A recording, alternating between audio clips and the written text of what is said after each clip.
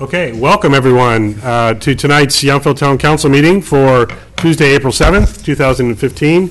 We are still just joining our new software meeting program, so that's what we were just talking about. But welcome all of you here in attendance and those of you that are watching us at home or wherever you are around the world. And no, I'm not just trying to fill time while we're still connecting. No, I say this to everyone all the time. But I will go ahead and call the meeting to order and ask for a roll call, please. Councilmember Hall. Here. Councilmember Moeller. Here. Councilmember Dornbecker. Here. Vice Mayor Tilton. Here. Mayor Dunbar. Here. And I will invite the Vice Mayor to lead us in the Pledge of Allegiance. Please, join us.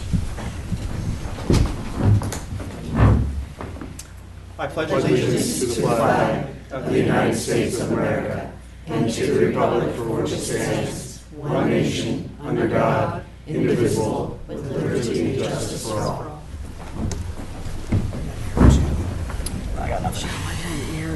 Yeah, so we have a connection error, Michelle. Me too. I just redid it now. It takes a while, but we all got errors. We all have the same error. Should we just go to You can do it regular if you want. Okay. choice? Whatever, we can try, we'll see. Does this make us look really, studious and We're Going back to your proficient. Serious? screen. Yeah, it takes us into the regular agenda. Okay, I will now move on to the adoption of tonight's agenda. Are there any corrections or changes or action? I'll move to approve the agenda. Thank you. Is there a second? I'll second. So, motion and a second, Hall and Dornbecker, all in favor? Aye. Thank you very much. Display. All right, let's see how does that. Are we caught up? There we Look go. at that. There we go. Do you want us to try to rejoin, or should we just keep moving? Keep moving along. Okay. We're going to move on. We have several presentations this evening, either proclamations or some recognitions. Eventually, we are going to be recognizing our Vice Mayor, Louis Chilton, who is leaving us after tonight's meeting, and we will be giving a very special recognition of his many years of dedicated service to the town of Yountville. But before that, we'll make you wait. We're going to start first with Richard Ibarra and the Tobacco Education Program. And do we have Jim Tennant also here? Oh, that's you, Jim. I'm sorry. Let me make sure I have the right one here. He's going to present. There we go. Great. He's going to present to us. I've got two different names here, so I want to make sure we have it straight. Okay. Go ahead, Jim. Thank you very much. I'm presenting to the Yountville Town Council for support of smoke-free parks. It's dated January 20th, 2015, from the Tobacco Education Program and the Tobacco Advisory Board. And I'm the chair of the Tobacco Advisory Board. Peggy Click is the head of the Tobacco Education Program, and Richard Ibarra is, among other things, our photographer. So we'd like to... I'll come on down and meet you at the podium. This is a very nice plaque. Congratulations. Thank you. Samantha deserves a lot of credit. She did an awful lot of work. Well, and I know that you were both in here for a couple meetings to help us make this thing work. You So were. Thank you. thank you very much. Thank you. Thank you. Thank you, Why don't you come on up here and get in this photo with us? One more. Great, thank you very much. Thank you. Thanks very much.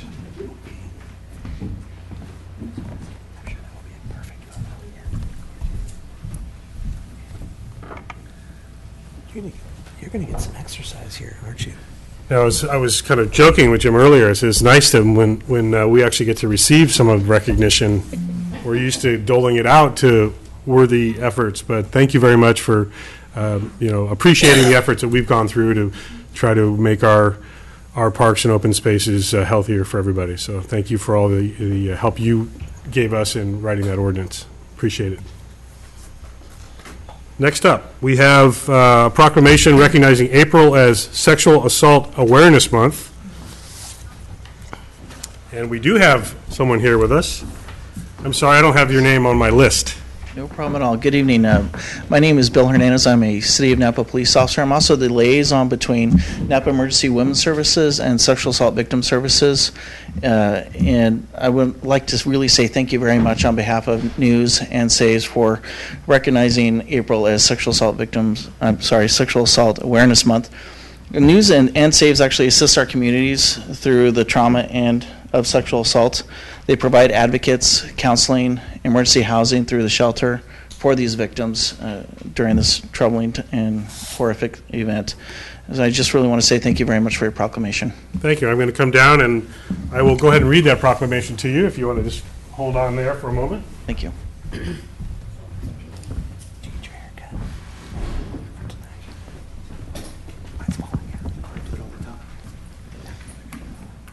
I will read this proclamation declaring April as Sexual Assault Awareness Month.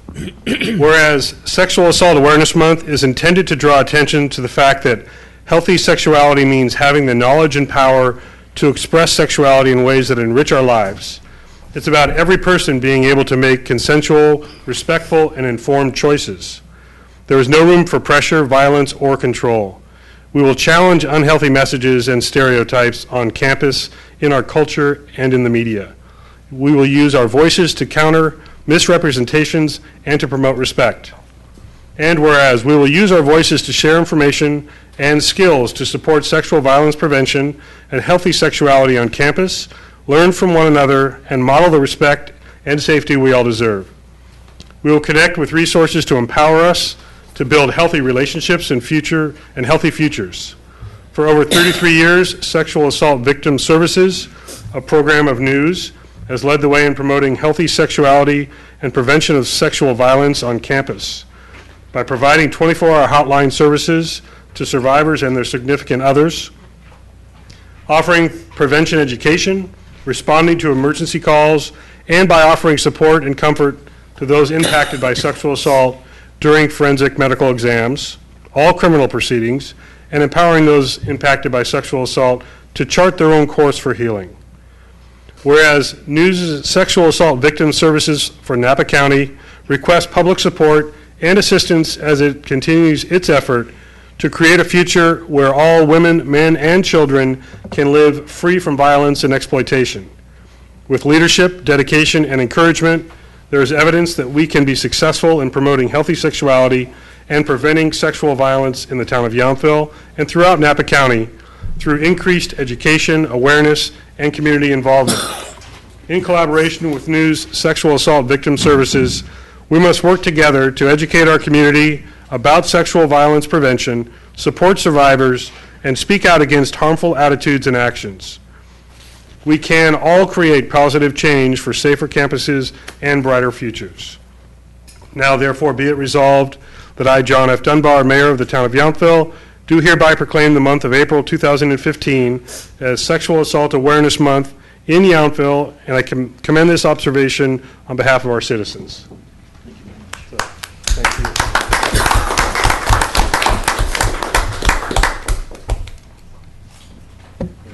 Thank you again.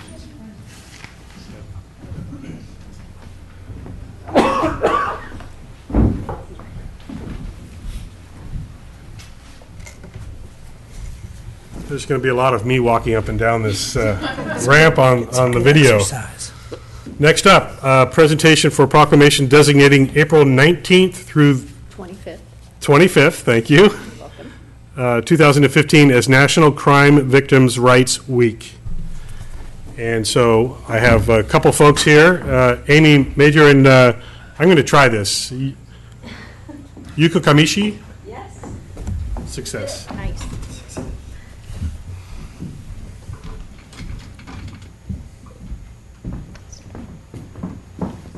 Thanks for being here. This is a proclamation declaring April 19th through the 25th National Crime Victims Rights Week. Whereas in 1981, President Reagan first declared Crime Victims Rights Week to help focus the nation's attention on the impact of crime on victims. And whereas crime imposes devastating emotional, physical, financial, spiritual, and social impact, not only on victims and survivors, but also on their family members, friends, neighbors, schools, and the entire community. Whereas this year's theme, Engaging Communities, Empowering Victims, emphasizes the role of the entire community, individually and collectively, to provide the necessary support, assistance, protection, and safety as victims and survivors of crime cope with the short and long-term consequences of crime. Whereas Napa County District Attorney's Office, Victim Services Division, is joining forces with victim services providers, criminal justice agencies, and concerned citizens throughout the County of Napa and America to raise awareness of victims' rights and observe National Crime Victims' Rights Week.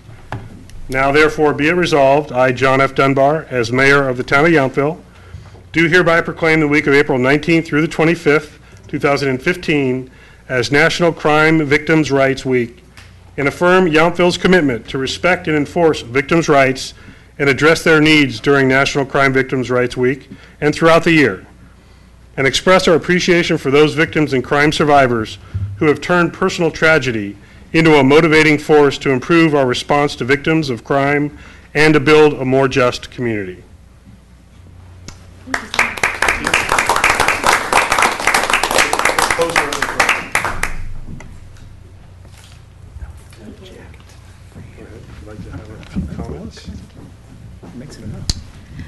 Thank you so much for the proclamation. My name is Yuka Kamishi, Victim Services Manager at the DA's office. I actually would like one of the victim advocates in our office, Amy Major, to have a few words as she works tirelessly day in and day out for crime victims in Napa County. Thank you. My name is Amy Major, and I am a victim advocate at the Napa County District Attorney's Office.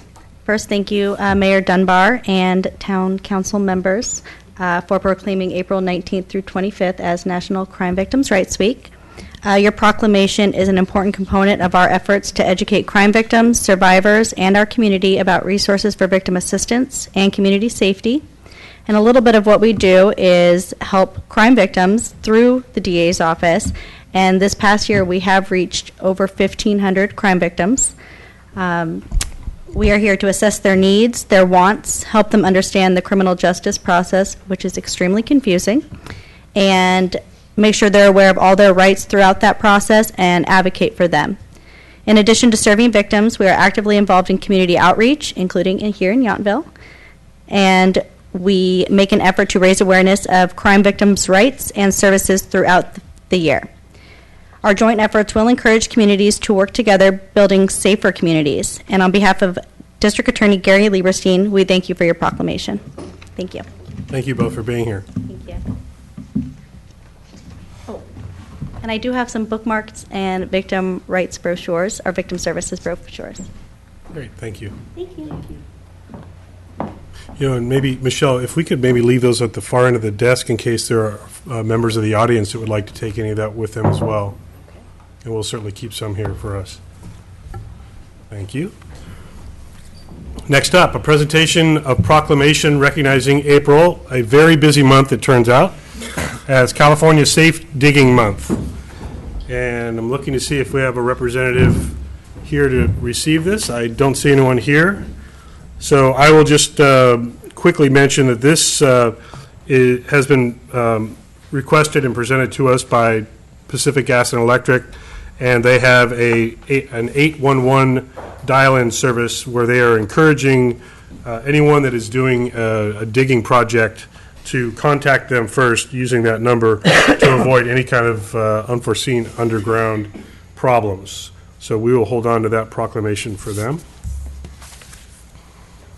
And now, we're going to move on. There's a multi-layered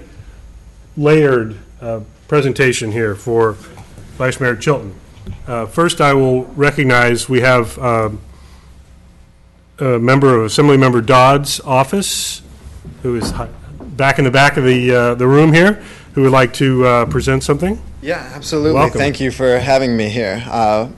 We were very much taken aback when we heard of your impending departure. So we teamed up with Senator Lois Wolk's office, and we presented or created a certificate of recognition for you in honor of your grateful recognition of your service to the town of Yountville, the Napa County, and the state of California.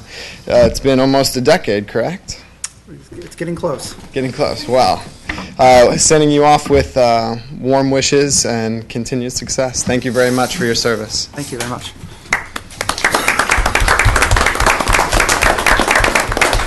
I think we need a photo op for that. Samantha, Yes. so Richard's here. Richard's been taking photos for everybody. Yeah, if you could just maybe Vice Mayor down by the podium. Thank you, Richard. $10 a piece. I know. Right? Do we have that in the budget? No photobombing, Councilmember Miller. My twin? My twin? Thank you. Thank you. Thank you, Mr. Mayor. Thank you very much for Thank being you. here and representing our legislators.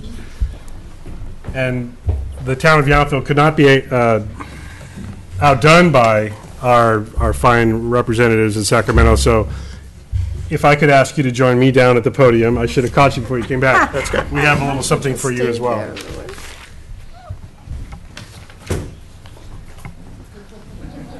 Can you come to every meeting, Richard? Is this hourly or by the print? By the front.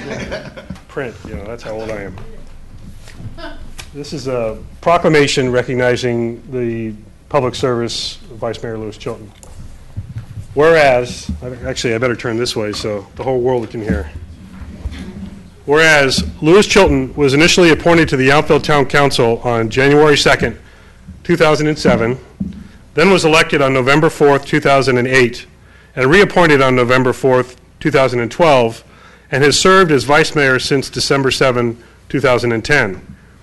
Whereas Louis's public service has been marked by a commitment to the best interests of the town of Yountville, including establishing a senior mobile home park overlay zone to protect mobile home residents, certification of the town's housing element, and support for increased affordable housing, town park and infrastructure improvements, construction of the Yountville Community Center, significant water and wastewater facility modernization projects, supporting a change in utility rates to eliminate a general fund subsidy, increasing public accessibility and transparency of town council through tools like video web streaming of meetings, establishing citizen parks and recreation and arts commissions, construction of the Yountville Mile, and the seismic renovation of Town Hall.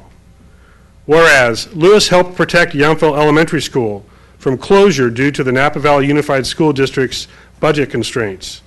He was instrumental in establishing and served as chair of the Yountville School Foundation. Whereas Louis regularly applied his professional finance background to address the town's funding needs, worked to ensure the town adopted balanced annual budgets, championed the establishment of an other post-employment benefits, also known as OPEB, irrevocable trust, with a town council commitment to fully fund those costs, and supported increasing general fund reserve fund balances. Whereas Louis approached his public service with a no-nonsense, business-focused, and this is in quotes, less government can be more approach, often with a dry sense of humor, and always with a keen focus on keeping expenditures in line with revenues, with an understanding of how to balance business interests with the needs of residents. Whereas Louis has been active in the community on many levels, including at the Yountville Elementary School and Parks and Recreation youth events where his children were participants, coaching and sponsoring Yountville Little League. Yes, they got mentioned in here. Coaching and sponsoring Yountville Little League, volunteering with Yountville Focus, participating in Leadership Napa Valley, and as a small business owner of the Yountville Deli. We didn't include the pizzeria because that's in Napa. Out of jurisdiction. Unless you start delivering, and then we. Whereas Louis represented the town as a delegate to numerous regional intergovernmental agencies, including the Napa County Transportation and Planning Agency, Napa County League of Governments, and Napa County Flood Control and Water Conservation District, and served as board president of the Napa County LAFCO, representing the Up Valley communities. Whereas the performance of his official duties and his relationships with others in the community, members of the town council, and with town staff are characterized by an obvious dedication to his work and love for the town of Yountville. Now therefore be it resolved that I, John F. Dunbar, Mayor of the town of Yountville, on behalf of the Yountville Town Council, do hereby express our respect and sincere appreciation to Louis Chilton for his many contributions to the Yountville community and commend him for his dedicated service as a Yountville council member and vice mayor.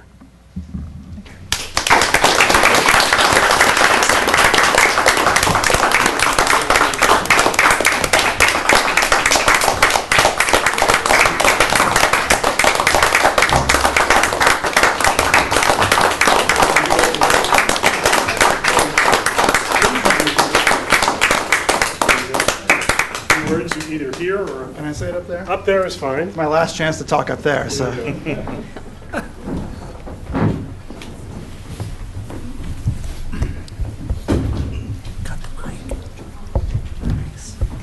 I think we've so far been making the assumption that everyone knows we're not kicking you out of here. So if you can maybe explain to those that may not be up to date what's happening with you and your family. First of all, thank you. Just on that note, at the end of this school year, our family is relocating to Southern California due to an excellent job opportunity that presented themselves for my wife. And she's actually already down there, so if she's watching on the computer tonight. So that's kind of the genesis of that. First of all, thank you very much. You told me it was going to be short. And that was the short version. Okay, appreciate that. I just want to say a couple words. First of all, I want to thank my 4 other council members up here. I think this will be the first change in the council in over 4 years. And we have a excellent working relationship, and I think what makes it even good is we don't all agree on everything. And in politics these days, sometimes people don't agree, so therefore they don't get along. We don't agree, but we still get along. And everyone's best interest for the town is always there, even if our perspective is a little bit different. I want to thank town staff, most specifically. Some people say, how are you resigning from your position? Well, as my kids would know, there's a lot of meetings involved, and the $405 per month stipend doesn't exactly pay for the babysitting. So it's not a full-time job. I call it a prestigious volunteerism. And it's the town staff who are here every day that really make things work at our direction. And we have, in Yountville, in my opinion, a truly exceptional organization and staff here that are dedicated to the town.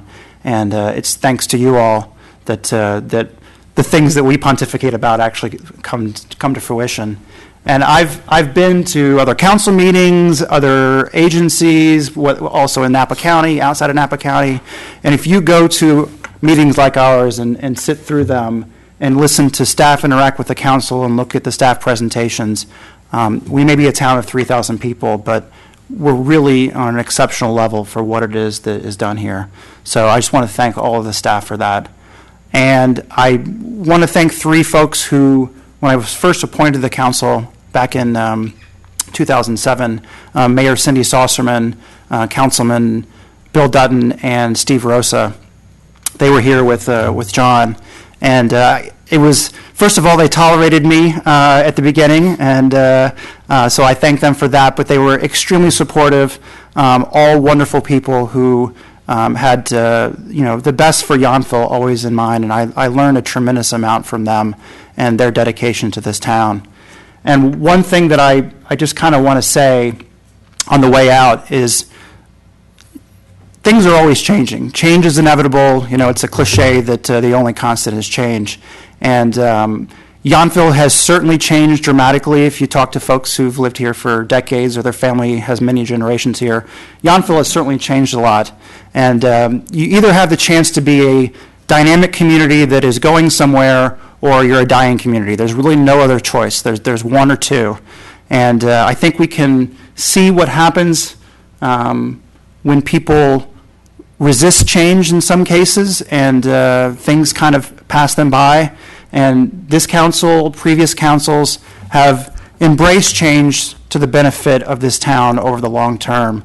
And when we look at what's available for our residents, how good our roads are, how great our facilities are, this town has done a unique job of balancing, if you want to call it, economic growth with keeping this town real.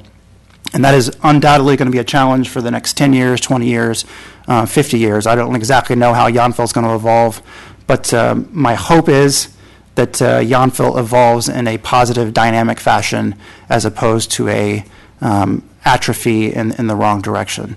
And when we had our 50th anniversary dinner with all the former council members and mayors that were there, it kind of struck me because there's a legacy of folks who've done a lot for this town and made it what it is. We've got the current people here, and I have full confidence that in the future there will be many more people that will follow me and all of us here in keeping this town as truly unique as it is. So thank you very much. Thank you.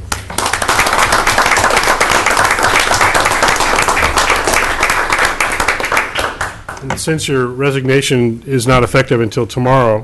I have to say the whole meeting? Yes. Thank you again for all your years of service and dedication to the town. I know I can speak very comfortably for all of the council. And in case there's any member of the council that wanted to add anything, I didn't want to not allow that, but. Maybe we'll do that in closed session. There you go. Very fair enough. So then we'll move on to other matters. Public comment. So now would be the time for anyone that's here that would like to speak on an item that's not part of our agenda tonight. You can do that. There will be opportunity to speak on issues later, but if this is something totally not on the agenda, now would be the time. Yes.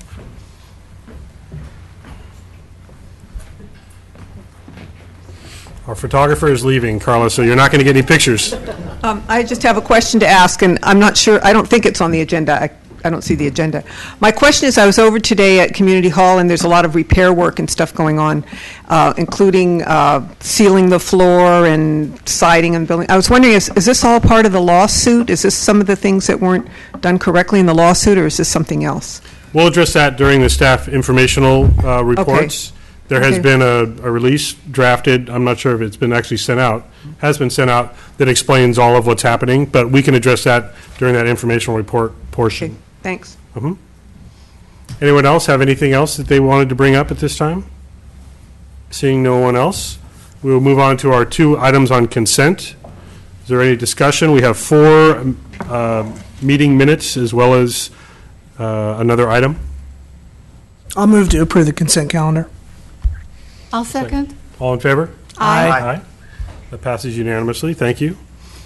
We have no other presentations this evening, so we will move on now to our public hearing considering adoption of our negative declaration and 2015 circulation element for the Yountville General Plan. Welcome. Great. Good evening, Council. Thank you. Before you is a revised version of our 2015 circulation element of our Yountville General Plan. Over the past several years, it's been known the town has been working towards updating our general plan, including our circulation element, which dates back to the 1990s. Part of the reason for these updates, not only because the circulation element is one of 7 required elements of a general plan, but also because the One Bay Area Grant Program has required that all participating municipalities incorporate a circulation element that complies with the California Complete Streets Act of 2008. Final adoption of this proposed circulation element tonight will result in the town completing the update process, which initially started in 2012, with council adopting Resolution 3062-12, saying that we'd be part of this One Bay Area Grant Program. Not only for that, but also to update the plan in general, as noted earlier today, that the town has changed. The general plan will as well adapt to these ever-changing transportation issues. Now, the public input process on this proposed circulation element started on February 10th of this year with a Zoning Design and Review Board public workshop to obtain comments on the draft circulation element that was presented at that time. Topics addressed at that workshop included addressing the speed and truck traffic along Yountville Crossroads, prioritizing spending and project selection across different town zones, as well as considering the value of sidewalks in certain neighborhoods. The ZDRB members discussed the draft element, and comments from the board members included addressing the speed at Yountville Crossroads, implementing traffic calming strategies such as raised crosswalks, putting in additional crosswalks on Washington Street, utilizing signage to direct pedestrian, bicycle, and vehicular traffic, as well as working with the business community regarding parking for employees. Following that workshop, there was another opportunity for public input at the March 3rd regular Yountville Town Council meeting. Several members of the public attended and commented in particular on the policies regarding the connection at Heather Street and Heritage Court. Following those opportunities for public comment, the Town Council recommended various changes to the document, which have been outlined in your staff report. These include a revision on page 30, where it used to say, consider providing a local street connection at Heather Street and Heritage Court, to now to be read, consider providing a one-lane emergency access connection at Heather Street and Heritage Court while maintaining the integrity of the Pocket Park. Similar language has been changed with action C1 on page 34. On page 36, policy C 1.16, the previously stated continue to route visitor and commercial serving traffic along Washington Street. It has been revised to read continue to route visitor and commercial serving traffic along Washington Street. Evaluate alternatives that keep visitor traffic from impacting residential neighborhoods. Now, due to an oversight, one modification to the document was not included in the draft that was sent along with the original agenda packet. That was on page 37. Policy C 1.19 previously read, retain Heather Street right-of-way north of the Toyon Terrace subdivision and connect with Heritage Court at a future date. That policy has been removed, and policy C 1.20 has now been assigned the number C.119 to take its place in order to maintain the consistency of the numbering of our policies. With that being said, tonight, now before you, is this revised version of the circulation element. I'm now using all of those revisions, as well as the revision that was just noted that wasn't in the original packet. What would be approved tonight would be including that revision to policy C-119. Also as a negative declaration, which was made available for a 30-day review period starting on March 6th. No comments to the negative declaration were received during that public comment period. So now before you is that. Thank you.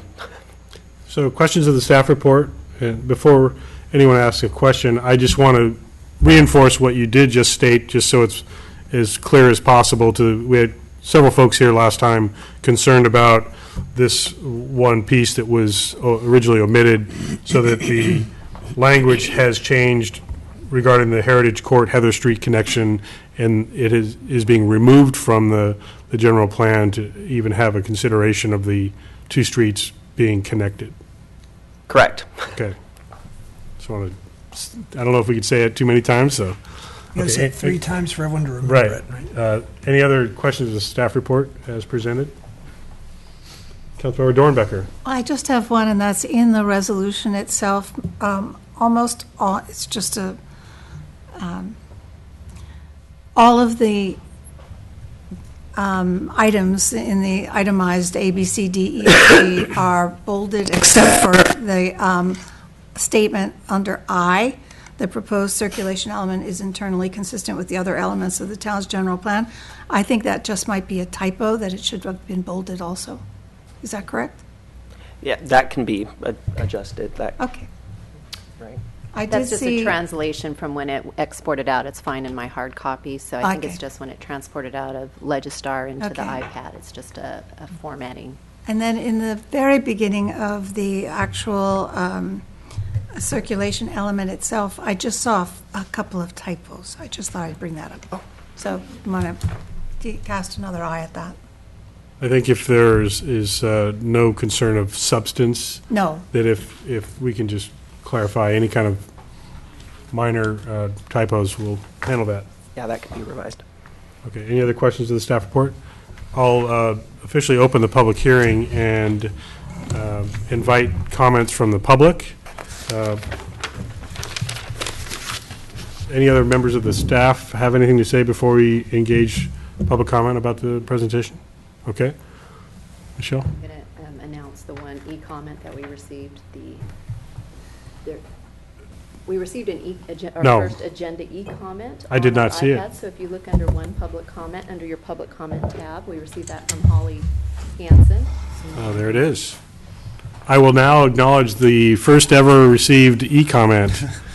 Thank you to our town clerk for catching that. So it is from Holly Hansen, who is opposing the action, which would be to accept the circulation element. However, the point that she is making has to do with the omission that was present. So we've already satisfied, she would change this opposition to an acceptance, I would assume, based on that.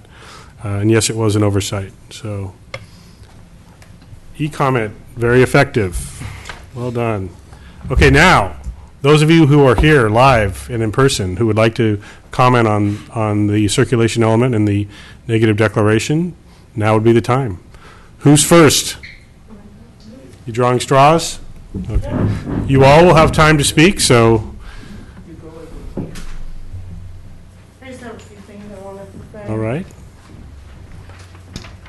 Welcome. So for those of you who don't, and nice job. Thank you. Yeah, you'll be missed. My name's Mary Camerota. I live at 26 Landy Way in Yountville. I've been a resident here almost my entire life. I come to you because I'm concerned about how we're prioritizing the spending, and I guess the prioritizing the work as well. So the issues that I have is that it seems we're spending 10 times more money on the ADA than we are on any repairs. And I've been in construction a long time, and $10,000 for repairing the roads, I mean, that'd probably be enough to pay somebody to go out and, not the roads, but the sidewalks, would barely cover somebody continuing to spray and mark out where they're going to be repaired as to actually truly repairing. For instance, for me to do a new concrete patio in my backyard, and I have a small home here in town, would probably be the $10,000. So I don't know where you come up with how small of a number.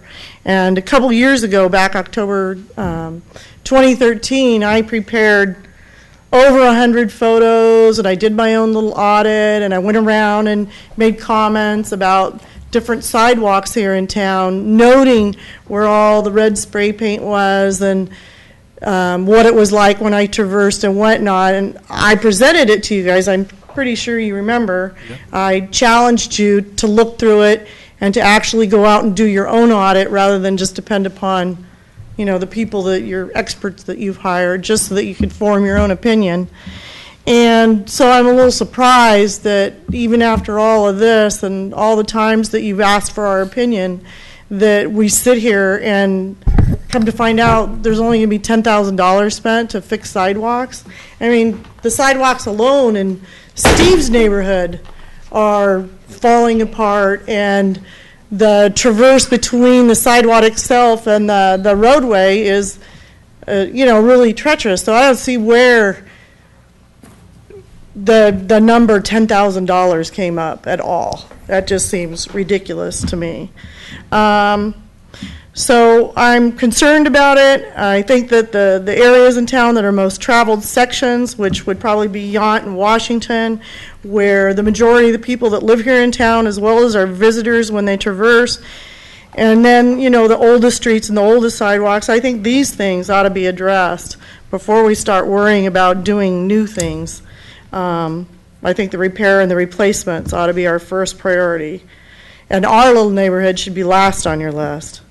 You asked for our opinion, and so I'm here to give it. Not only have I given my own little mini audit, but I did bring in a bunch of pictures and a CD and a little write-up about the whole thing. I don't know if you guys got to see it, but I don't see how we could have gotten from where we were to this decision. I'm absolutely confused.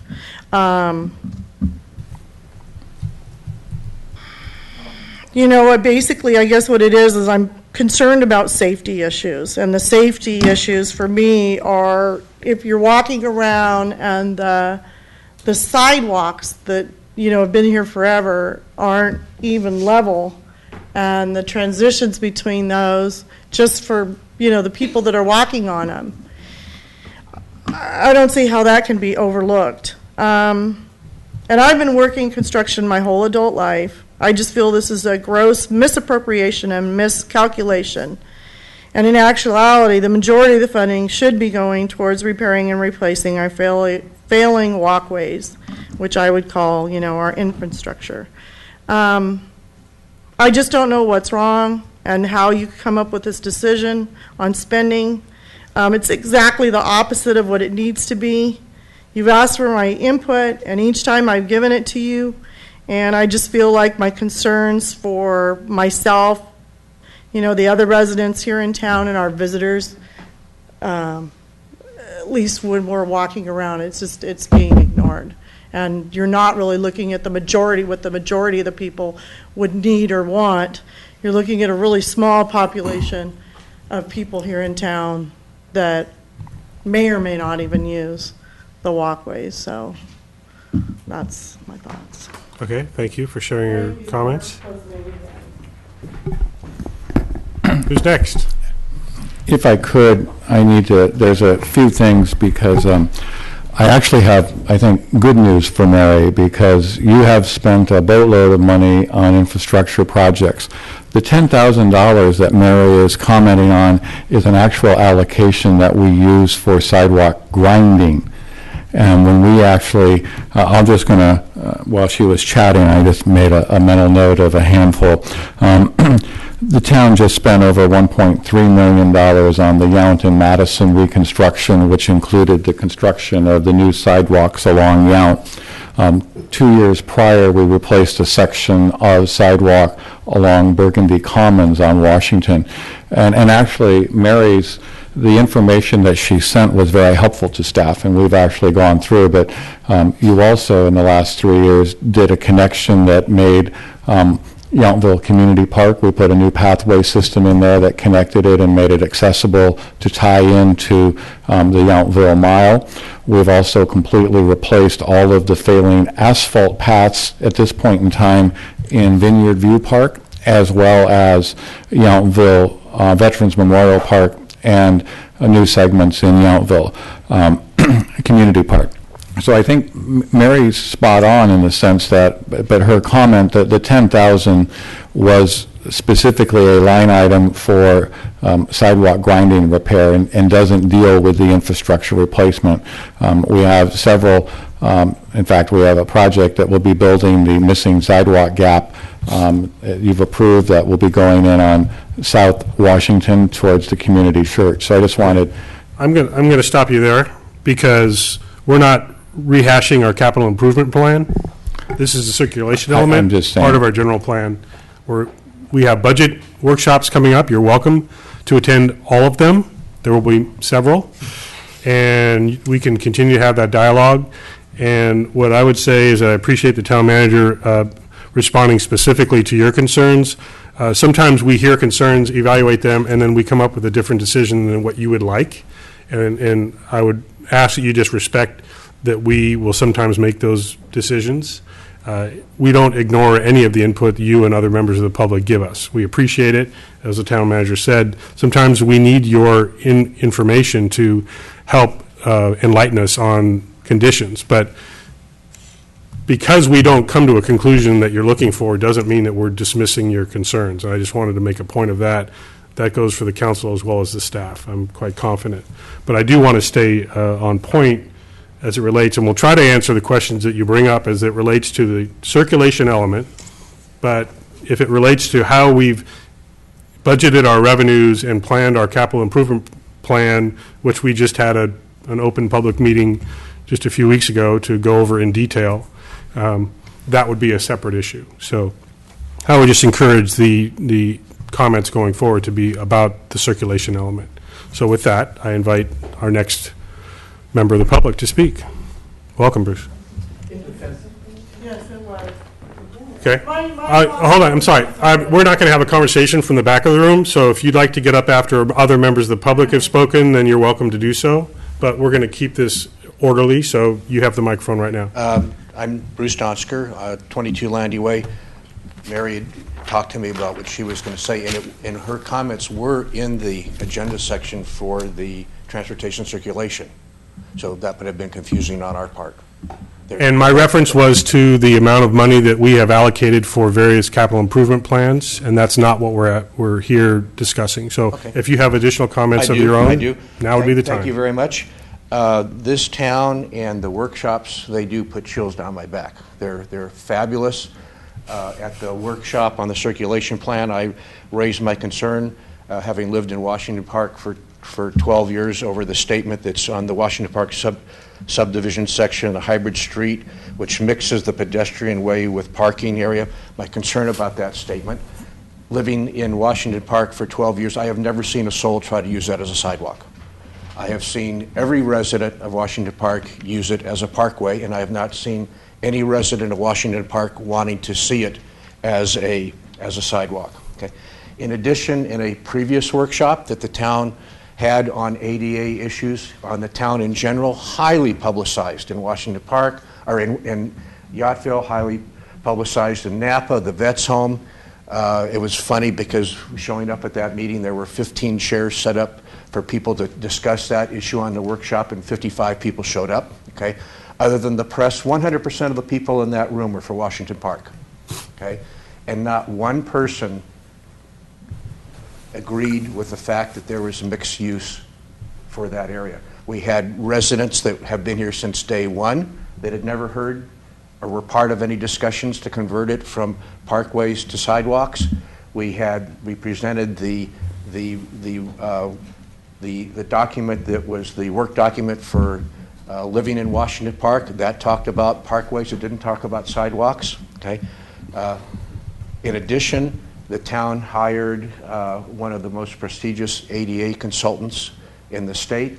That consultant put a letter to the town stating that, in his opinion, and all consultants have opinions, I agree, that there is no justification for ADA expectation or expenditures in Washington Park because he could not see that these were ever used or planned to be used as sidewalks. They've only been used as parkways, and you don't need ADA for parkways. So I know there's still ongoing discussion. I respect the fact that there's two opinions on this.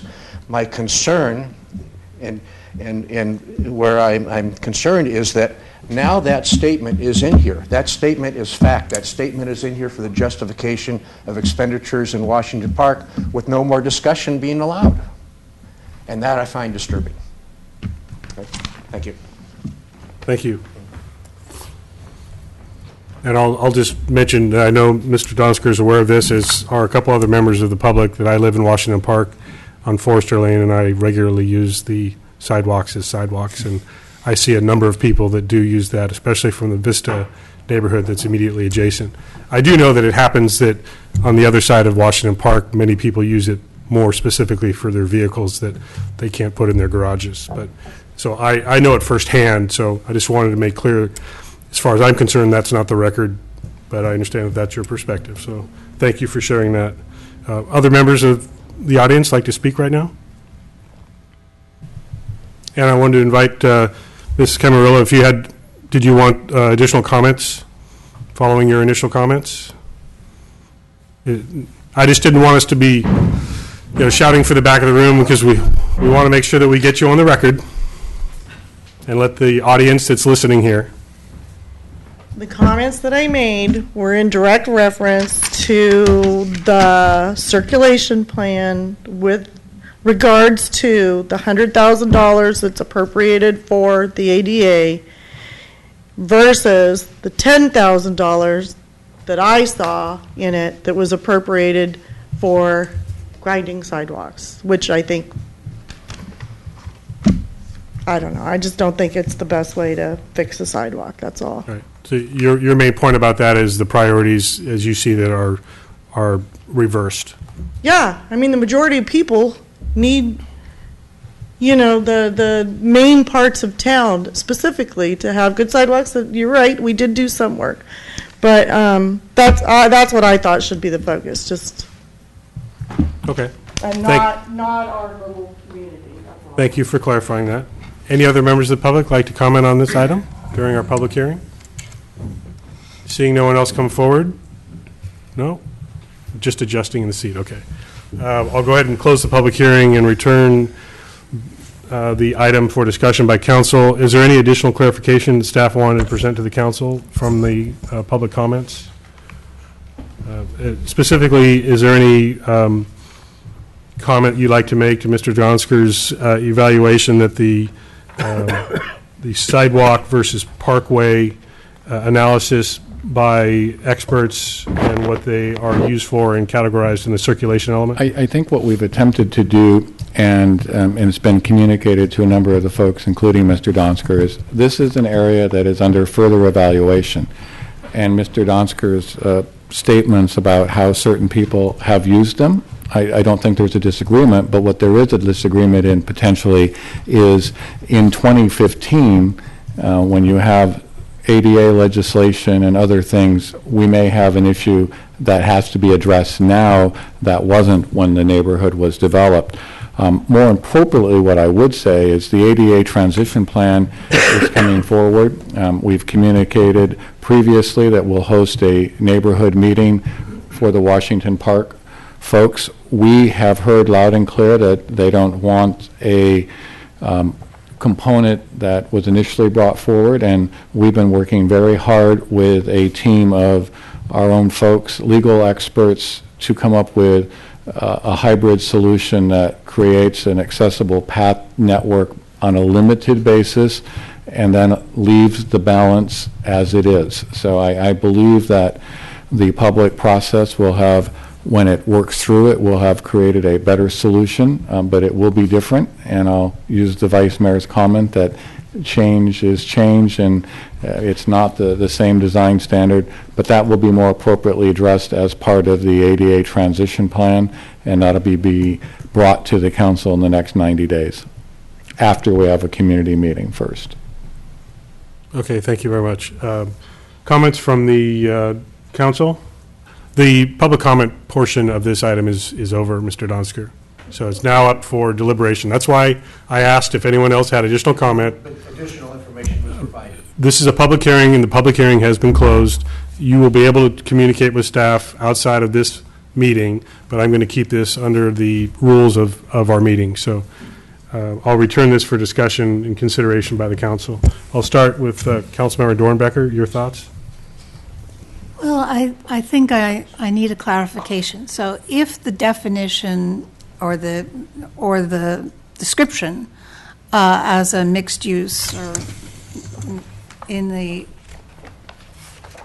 the circulation element does, if we do adopt it, does that mean that there cannot be, that when we are confronting the budget and what to do, that we can't adapt to what the residents would like to see in where we can do that? Or does it mean that it is written in stone and nothing can be changed? Actually, what I'd like to do, just so that everybody understands how limited a portion of this circulation plan is restricted to Washington Park, I want to read to everybody so it's really clear what the policy statement is. The hybrid street section, which mixes the pedestrian row with the parking lane, has resulted in a number of complaints about safety. Could you reference where you're reading, what page? So I that am everyone on page 32 of our page 32. wireless? No, page 32 of the general plan circulation element. The PDF. There's a very small paragraph of this whole document that we're relating to, and I think it's important. Now, first of all, a hybrid street section actually identifies here because you have something different in Washington Park where you have the parking path shoulders. First of all, they're not consistent. 36. In some areas, they're raised, which is not normal, and in some areas, they're 8 foot, and in some areas, they're 4 foot. So you have a hybrid situation to begin with. And if I'm not mistaken, there's an attachment in the packet that's actually from a Mount Street resident that indicated some concerns about the pedestrian access that person has when he travels through the Washington Park. So there have been complaints received by the town about perception of pedestrian accessibility as people are moving from one neighborhood into the neighborhood and out. But the specific recommendation as it relates to Washington Park is actually pretty simple. In order to more fully serve and separate pedestrian and parking activity, review and evaluate modifications to street cross-section. Options to be considered include installing selected concrete sidewalks, separating parking from pedestrian, narrowing travelway, restricting parking, etc. And again, this is part of the evaluation. It's not drawing a conclusion. Pedestrian improvements should connect the neighborhood with adjoining paths and parks. Plan alternatives should be presented to the neighborhood for their input. Based on the residents' input, a preferred plan should be developed and implemented.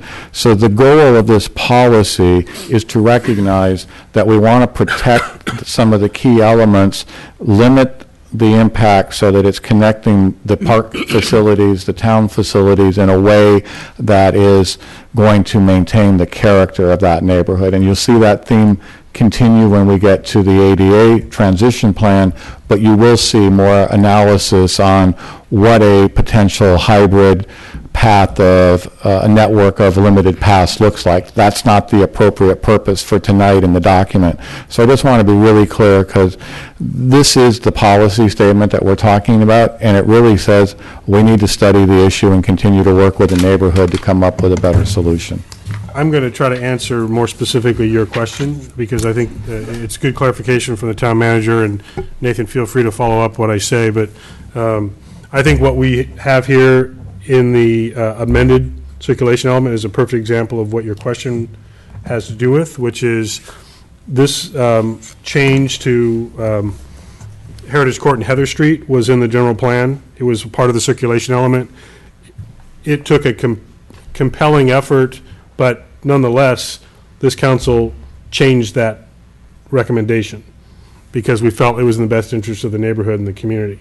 We have that authority certainly going forward. If at a later date we feel like the terms of this circulation element are either no longer applicable or other issues have come up that are now priorities, whether that be ADA, accessibility, or other things, certainly this is not, it's not meant to be a flimsy document, but it's also not to be a document that is so restrictive that we can't modify it as I would call it compelling conditions warrant. I understand. If Thank that you. speaks to your Yes, question, and that's my- did you want that to was add my- anything to that?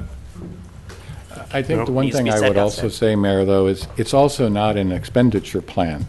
Your council approves an annual budget and an update to the CIP, and the staff works under the council's budget parameters and prioritization, and those ultimately dictate. Now, those budgets that we put together do need to be consistent with your planning policies. So, but the actual adoption of the circulation element is a guidance for the council, but it's not an actual budget commitment or an occurrence.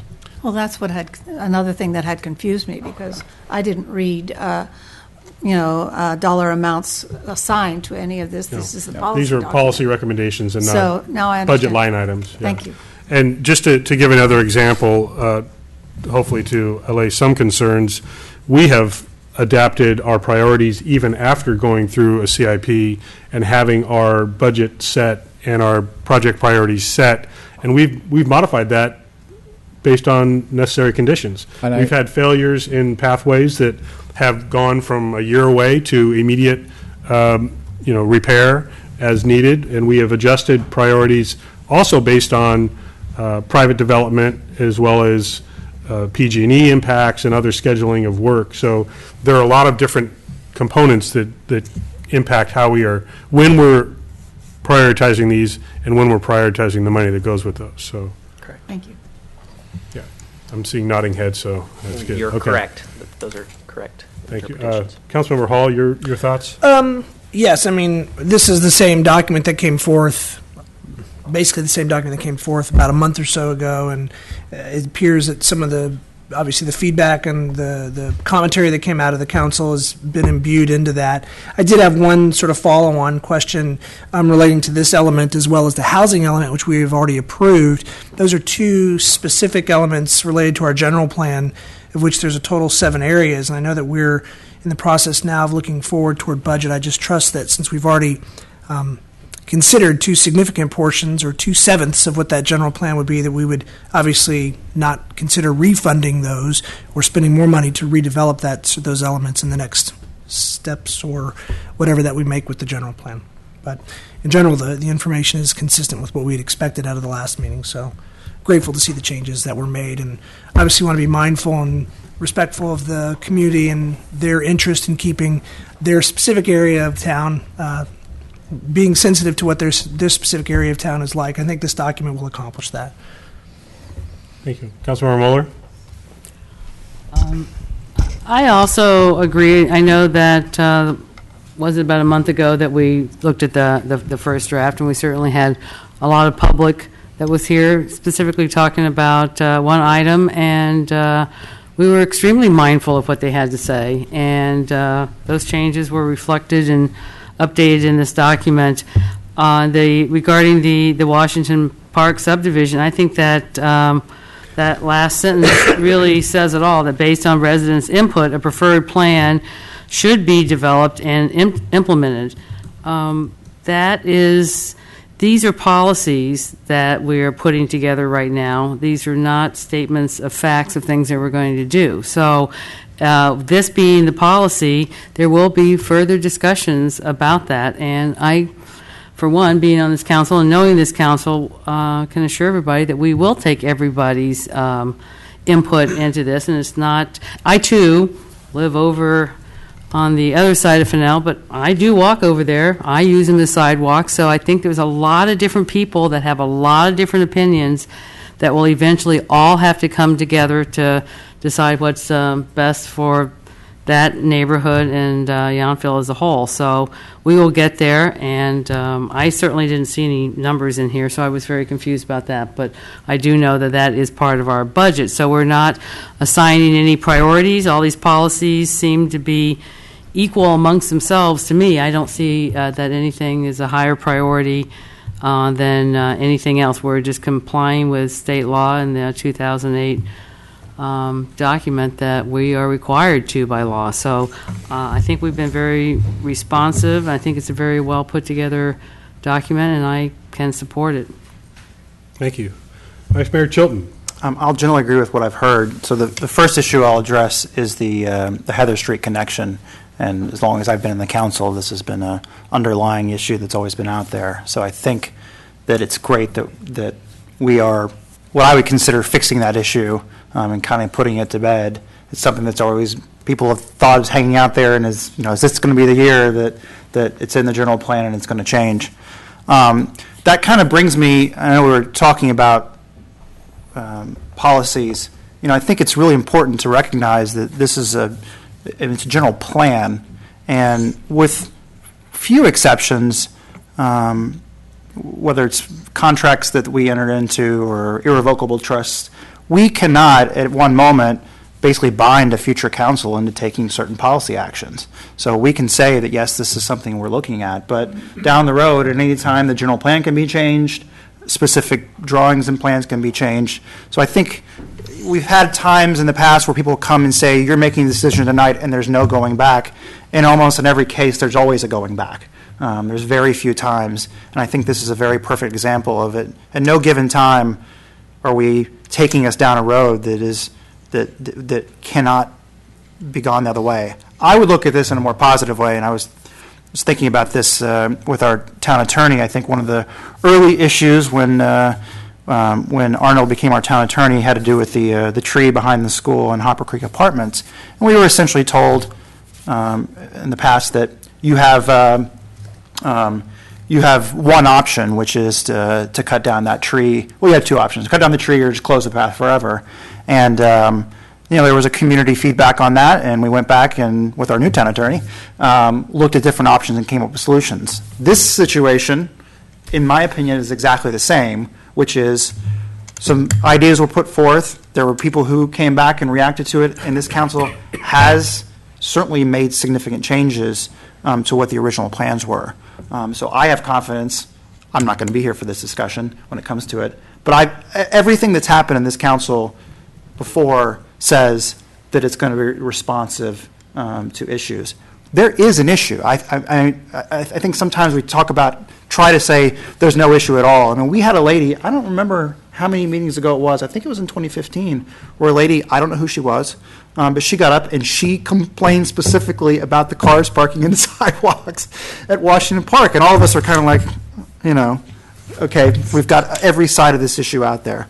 There is an issue. When you sit in this seat, you know that there are professional people who go around and look for places to sue, and man, this one is served up on a platter. And I think it needs to be addressed in a responsible way, and I'm confident will be, and this plan leaves that open the way it should be. So I'm very confident in what we've put together is going to be able to allow the path to be taken that serves as much as possible. Everybody can't be happy with everything, but as much as possible to balance all the different issues at play. Thank you, Vice Mayor. I've shared already several of my comments and my perspective. Certainly when we had a room almost filled with residents that didn't care a lick about Washington Park, but they sure cared about Heather Street and Heritage Court. These are very passionate issues when it affects you personally and affects your home. We get that. And what I also said to that audience, I'll repeat again tonight, is you need to trust that we are respectful of all of the aspects of our community. We live in this community. We're part of the community. I'm literally in this neighborhood, as I alluded to earlier, and so I get it. Sometimes I have to walk my dog into the street because there are cars parked on what I consider a sidewalk, and sometimes I park my car on the sidewalk and turn it into a parkway when I'm moving my car for whatever reason. And so I think the Vice Mayor said it well, is that we have different perspectives and we need to work it out. But by having this plan in place, this is a much higher altitude version of the overall town circulation element. Individual pieces will need to be evaluated as they become reality. There is a legitimate accessibility problem issue that exists there. We don't have a solid answer. It's not black and white. And so we are going to continue to work on the specific Washington Park segment, but there are other issues around town that we have to address. The cracks in sidewalks and failures in sidewalks, some of those are public property and some are private property. And we have only so much authority that we can require people to spend the money and do the right thing to protect the people that walk on their property. That happened just recently down by Wells Fargo Bank. There was a problem with a raised sidewalk. The town put pressure on the property owner to fix it. Now, we didn't have anybody in here talking about it and saying that we were, jeopardizing their safety, but we saw it as a priority and we acted. So I take great pride in the fact that this council and the staff has done that and will continue to do that going forward. And like I said earlier, it also requires feedback from all of you residents that can be additional eyes and ears for what's going on that we can't always see. So I want to just try to keep this circulation element in perspective. We're working on a general plan that was crafted in the early 90s, and doesn't apply everywhere anymore. And we've seen that on numerous occasions, whether it be this element or the other elements that we're still waiting to tackle. And when we come up with some of these other elements that have to do with water and whatever else they are, certainly when we dealt with the housing element, we had people coming in here with their opinions about what was going to be good and bad about our actions as they related to housing and affordable housing in particular. So this is a very responsive council, very responsive staff, and I'm sure that we're going to continue going forward with that. But these are large issues that we take on, and then we break them down into smaller, large issues as we ask for all of your input and also your understanding on how we get to solutions. So with that, is there council action on this item? And I believe that we have one action for both the negative declaration and the circulation element, if that's the council's wish. I'll make a motion to approve resolution number 153250, adopting the negative declaration of the 2015 circulation element of the Yountville General Plan. Second.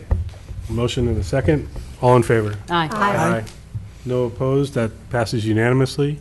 Thank you. And thank you for your comments and your feedback, and not just tonight, but in previous meetings, and I'm sure going forward in meetings where we're going to really count on all of you to help us hammer out solutions that work in your neighborhoods and all of our neighborhoods, and even the folks that aren't here to speak out. We care about all of them. So thank you. Moving on to our first administrative regular item. Direction regarding fiscal year 2015-16 budget parameters and key assumptions. Thank you, Mayor Council. I'm going to be filling in a little bit tonight for Kathleen, who is out. Typically, when we put together this particular workshop, we talk about some of the decision-making principles and some of the what we consider some of the key parameters that we use in building the budget. There's a fairly detailed written report, so I'm going to move at a fairly rapid pace, but I will highlight a few things. One, we use 3-year trending on known situations so that we try to look at where the revenue or the expenses and coming up with certain analysis. Town council reserve policies include a 20% emergency general fund and a revenue stabilization reserve, which is a minimum of 15% of the estimated TOT revenue. And currently we have $4.1 million in a variety of reserves, and they're detailed there if you have any questions. The largest is our emergency reserve at just about 1.5. You'll also see that the revenue stabilization is approaching $1 million, so there's about 2.5 in core.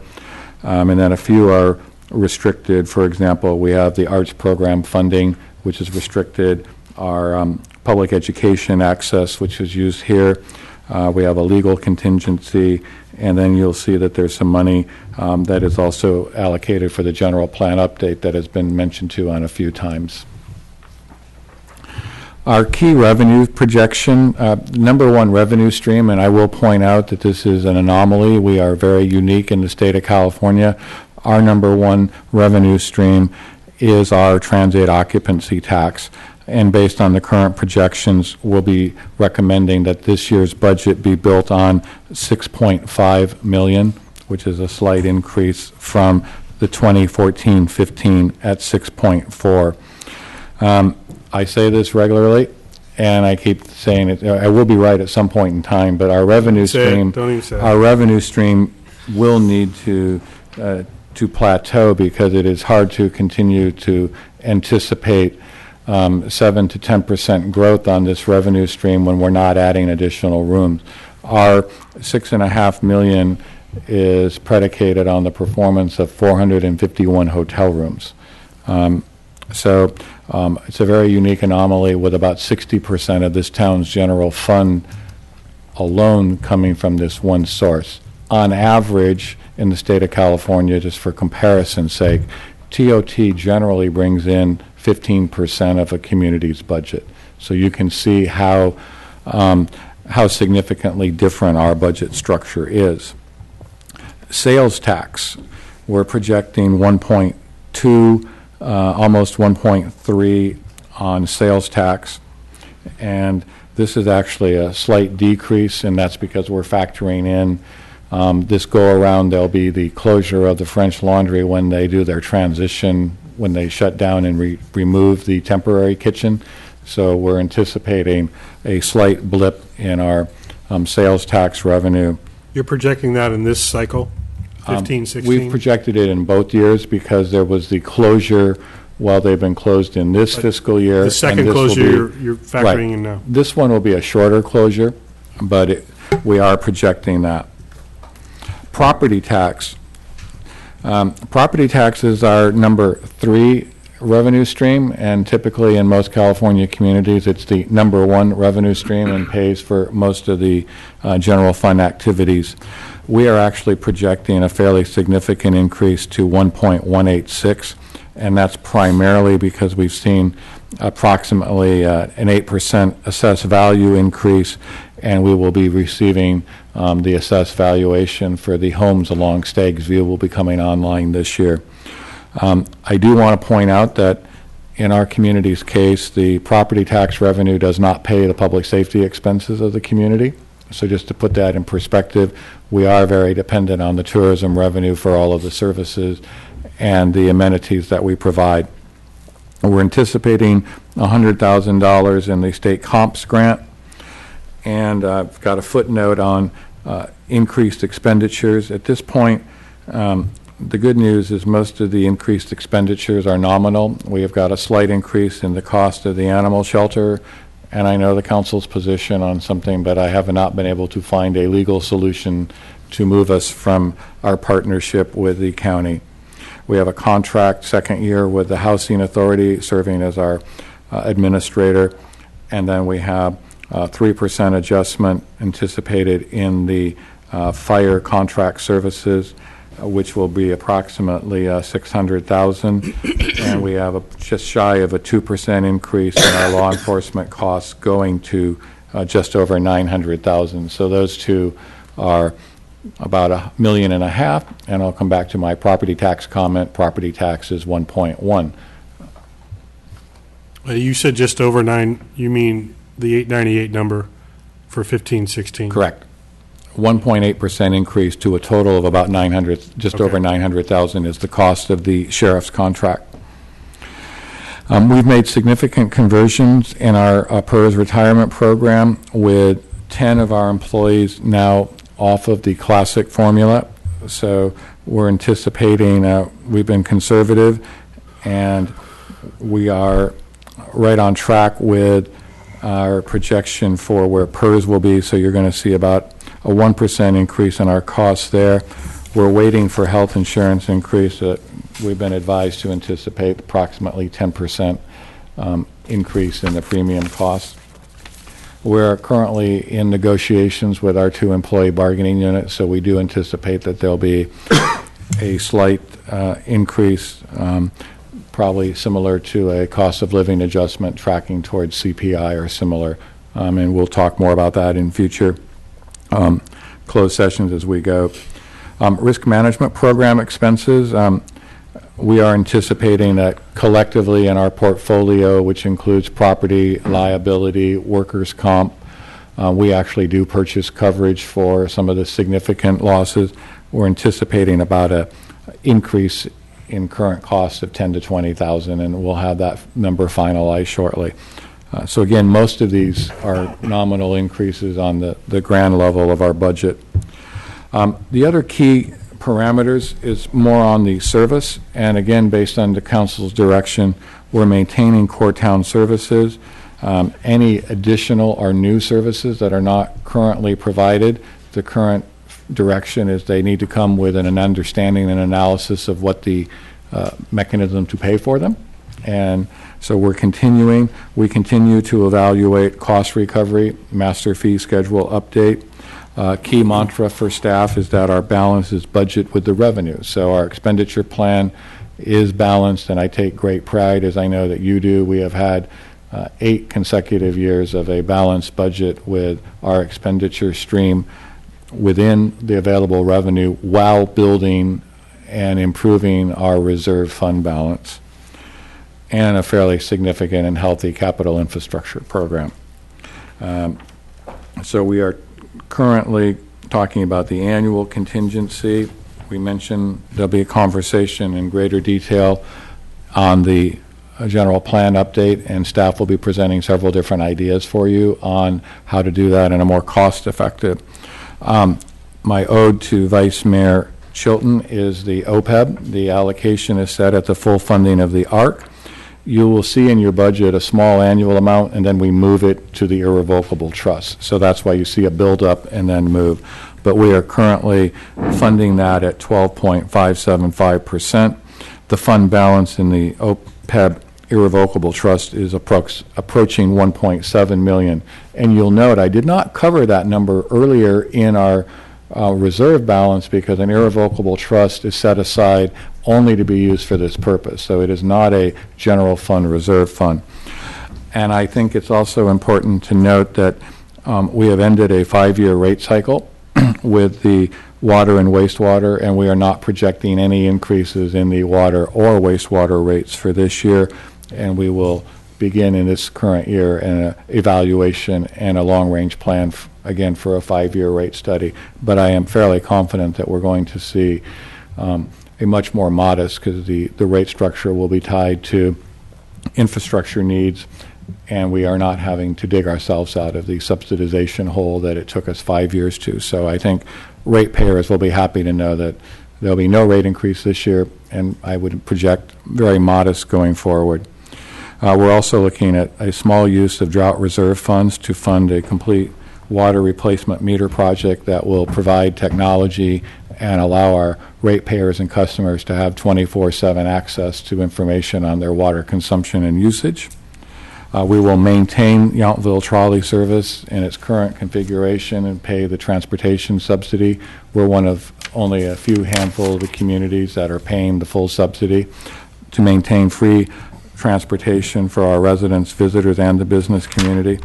We're continuing to have significant funding at town expense to supplement what the county library system provides for our tax base. We're continuing that in the budget.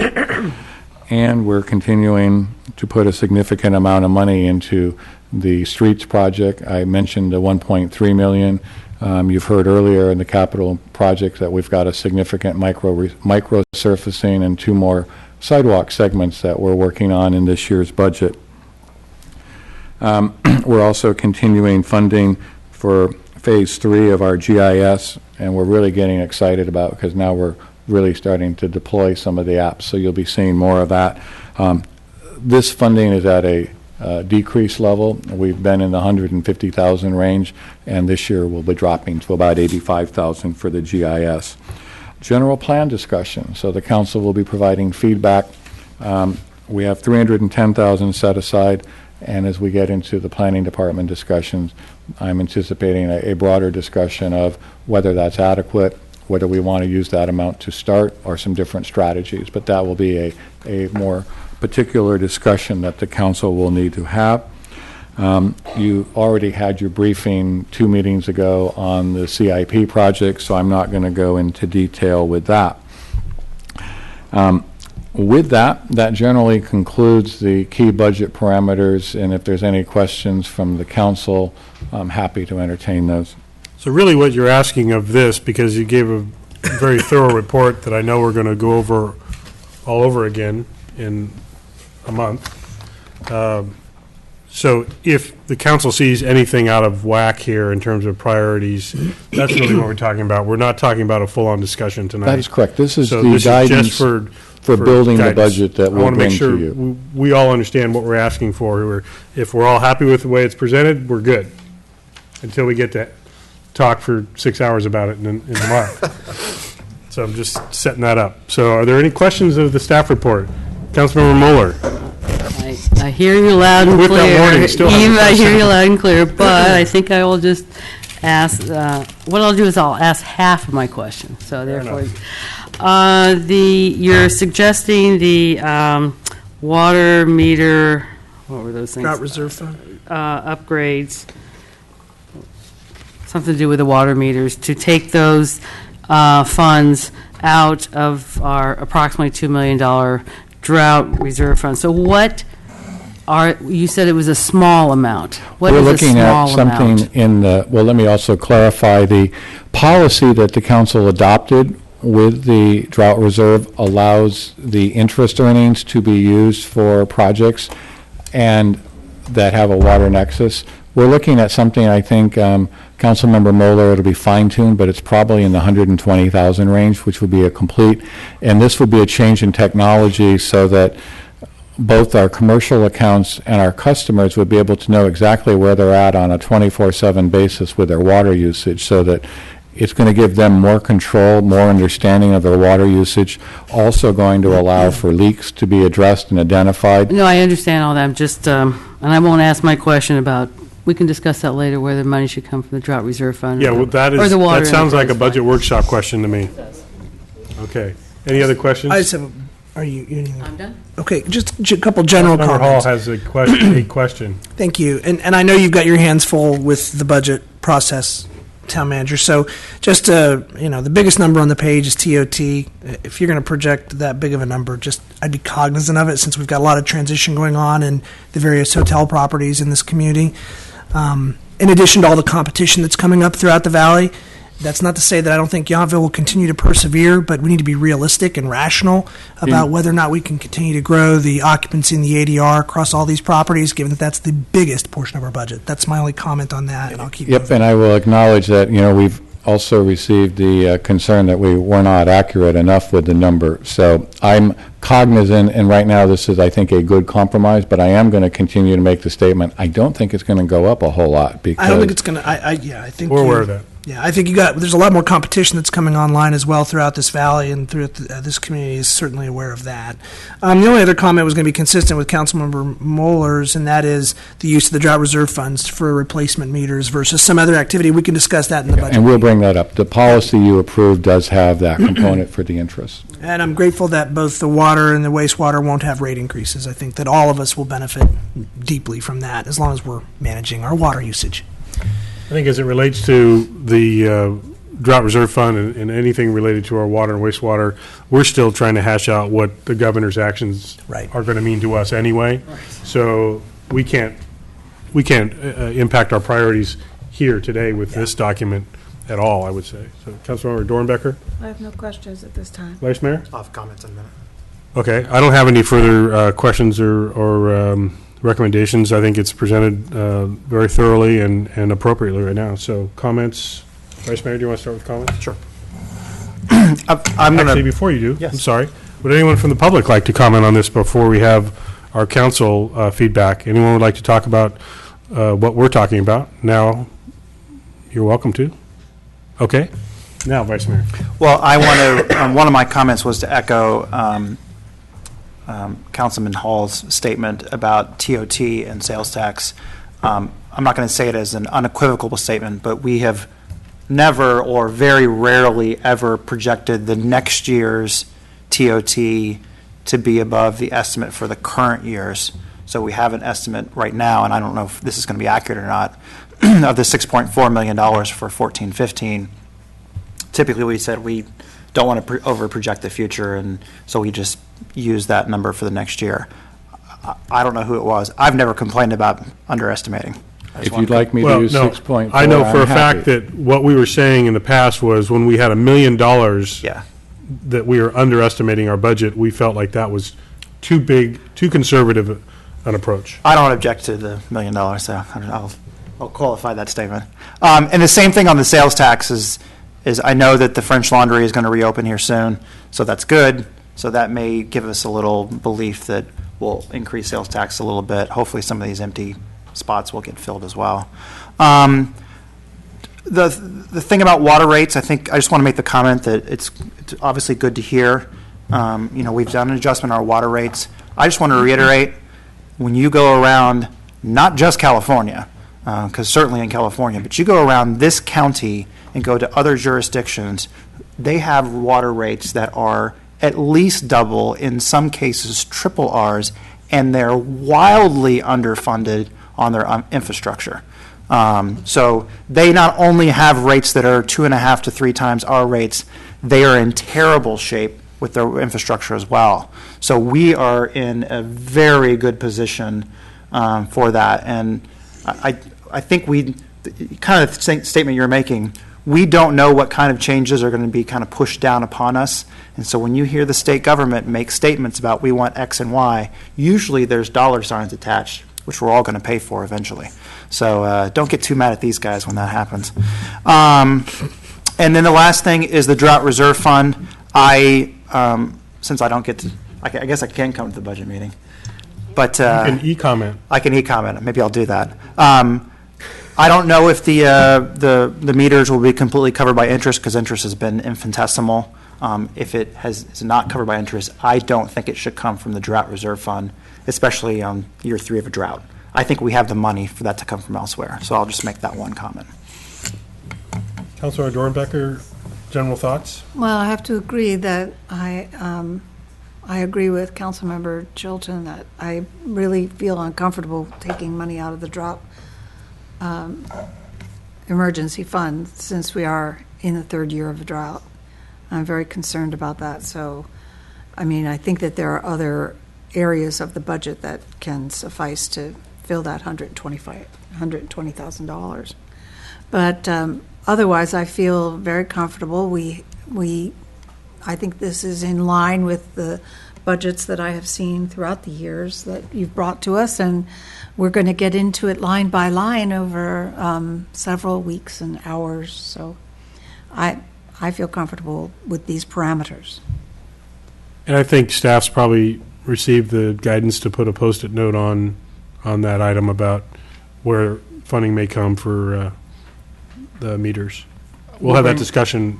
We'll have at that the workshop. discussion, and I think part of that is the policy allows for the interest earnings, not, and I want to clarify it because the Vice Mayor brings a good comment, we're not talking about the principal amount, but that will come to you, and basically there's 2 options on that type of a program. It will either, come from the ratepayers or from the Drought Reserve Fund, and we'll have that report for you when we get to the water account and the recommendation. Yeah, we've highlighted that policy is one we want to look at when we're going to drill down on the numbers. So, okay. Any other thoughts at this time?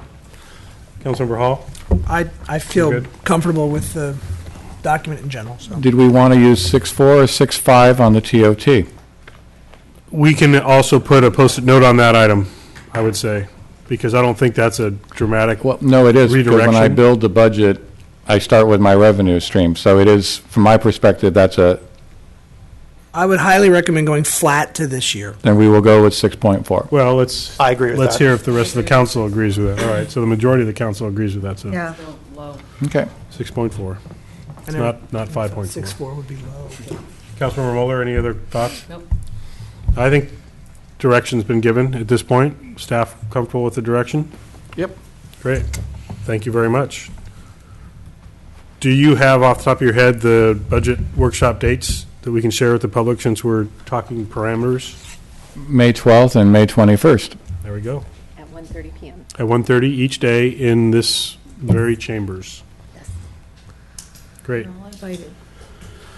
Okay, we're going to move on to our next regular item. Consider adoption of the resolution regarding the construction of Hopper Creek Improvement Project. Thank you, Mr. Mayor, members of the council. Tonight I have for your consideration adoption of and approving of the plans and specifications and authorizing solicitation of bids for the construction of the Hopper Creek Improvement Project.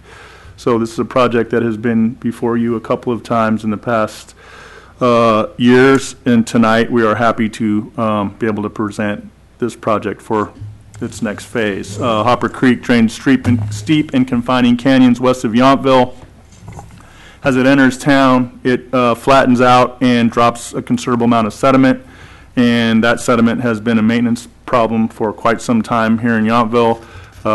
It also exasperates the nuisance flooding that we have sometimes when it's a rainy season experienced here in town, especially on Fennell, Mulberry, and Oak Circle. This project was the result of 2 studies, one of which started in 2001, a second study in 2011, phase 2 of that analyzed potential solutions to correct and alleviate the deficiency and help understand the level of protection and associated costs of construction or improving the drainage features that would mitigate some of the localized flooding. The updated modeling determined that the most cost-effective combination of flood control was a sediment reduction project and sediment removal to reduce flooding and focus sediment removal in key areas of the channel. Following the modeling, the proposed projects were further analyzed with a cost standpoint, and 4 projects were selected for development of plans and specifications and construction. Tonight, the town is proposing to construct 4 separate flood and sediment control projects to reduce the seasonal flooding from Hopper Creek and to control the transport of sediment in Hopper Creek and the Bellagio Channel. The first of the projects will be a new flood diversion structure in Hopper Creek with culverts that will travel down Fennell Road to divert the flow to Beard Ditch.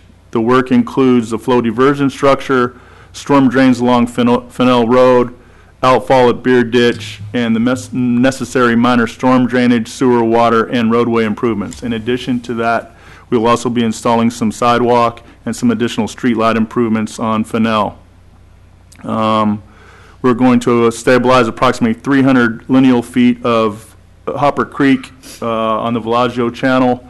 300 linear feet of Hopper Creek between Highway 29 and Washington Street. That would be, most of us would recognize that as the property that borders the French Laundry Gardens. They're going to do some stabilization and some revegetation to help stop the sediment deposit in that area. They're going to stabilize approximately 400 feet of the Bellagio Channel where it potentially could impact our bike path, the Yountville Mile, and then we're going to construct 4 new sediment catchment basins in Hopper Creek. 2 of those will be at the Fennell project area. 1 will be downstream of Mulberry, and 1 will be upstream of Oak Circle. Those will be areas where we will be able to get in and maintain that on an annual basis and remove gravel if we need to help remove some of that potential flooding. The engineer's construction cost estimate with a 20% contingency is $2.58 million. It is being funded by Measure A. We plan on going to bid on this project after a 30-day solicitation. We will award the bid, and we expect to start construction July 6th, and we will be complete by December 2015. We have had a couple of, at least 1 neighborhood meeting and received feedback from many of the residents on this project, and we are happy that we have incorporated their concerns, and tonight we would ask that you approve the project and allow us to go to bid. If we have any questions, we also have the engineer from GHD who helped us design the project, or I can answer most of the questions. Okay. Questions about the staff report from council? Councilmember Moeller? My general question, I have, the first one I think I know the answer to. When we go out to bid, we have to accept the lowest bid because It's the lowest responsive and responsible bidder. All right. So, but that's if they fill out the forms and it looks good, but you never really know. But we still are obligated to do that. Yeah, there's a questionnaire. It's a pretty rigorous process, but basically it's the lowest bidder. Okay. But the phrasing is lowest responsive and responsible. Okay. So it's not necessarily the lowest.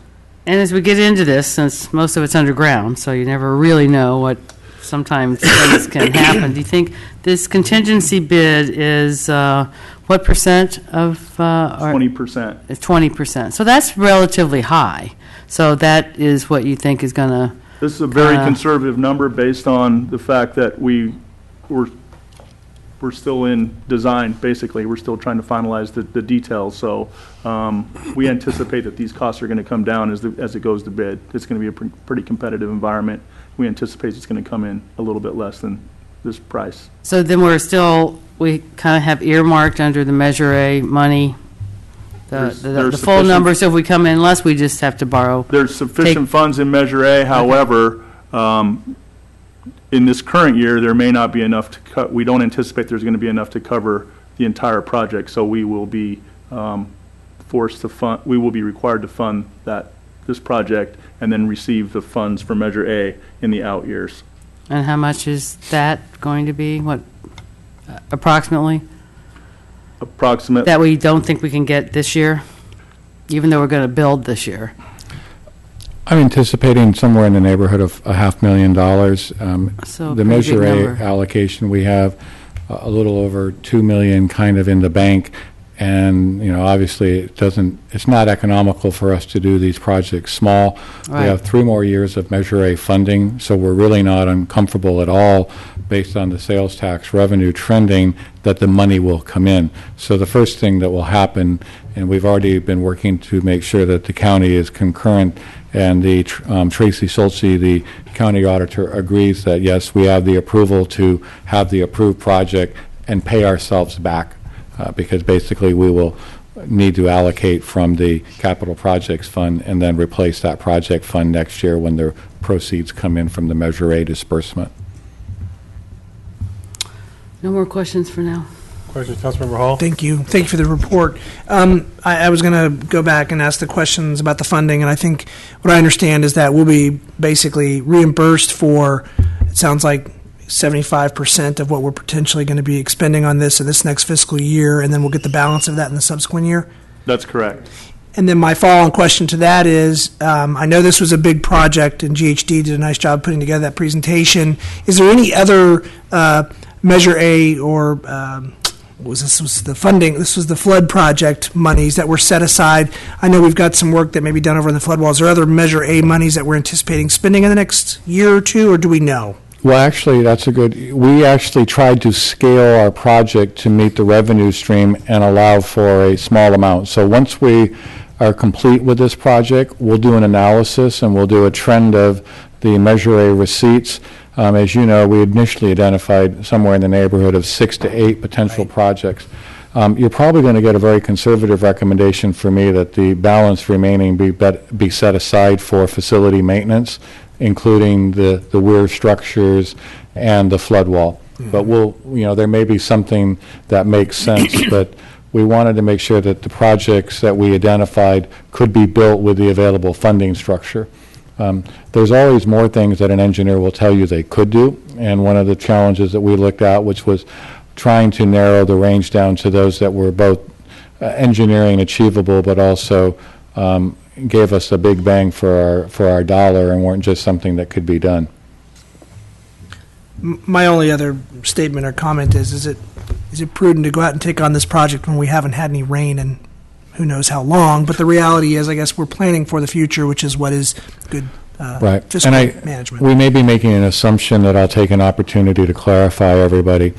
We talk about restricted funds. Measure A is a restricted fund. Measure A is the half-cent sales tax that everybody in the county assessed.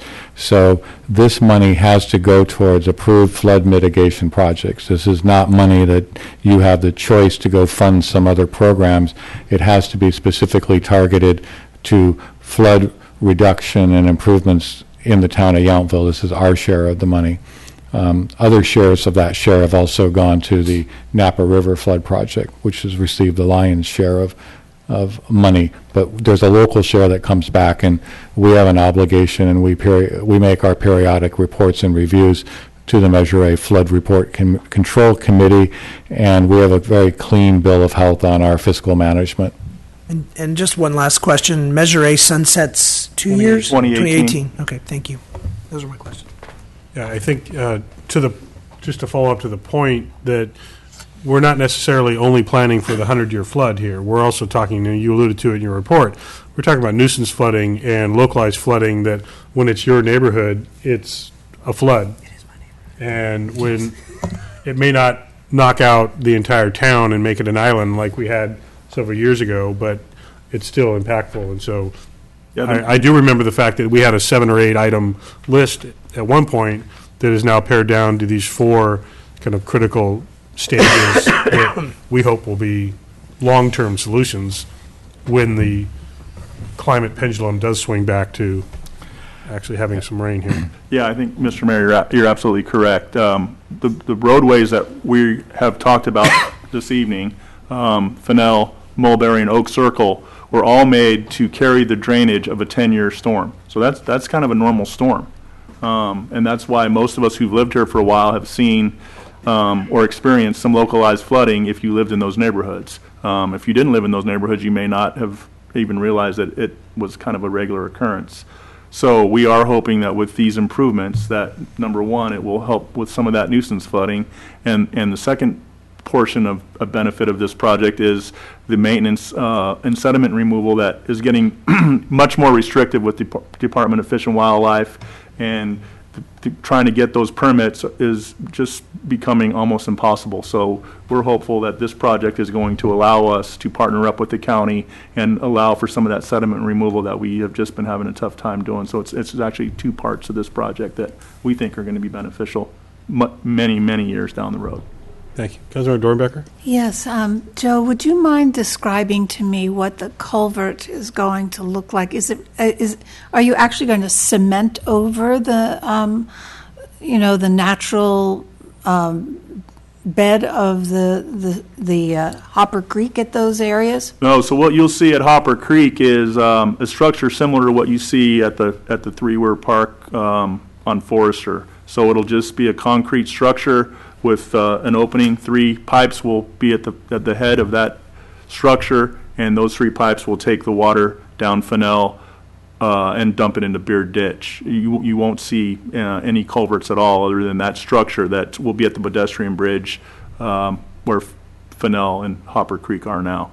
So you'll see a structure at that spot on the pedestrian bridge. But that won't be at each of those places, like No. Oak Circle No, and ma'am. the bridge? No, what you'll see is just that structure, and then at the other spots, it's what they're going to do is, and Rick may be able to speak to it better, but they're going to dig out a portion of the creek, lower it by 2 feet, and now when the creek floods, water and sediment, it will slow down in that area. It will drop the sediment into those now sediment-ready beds, and those will be the areas where we'll be able to go out and remove that sediment. It's not a concrete structure. So the sediment will be removed from those in the future? Yes, that's the plan. That's what the modeling shows us being able to do, and those are the best places for us to be able to do that.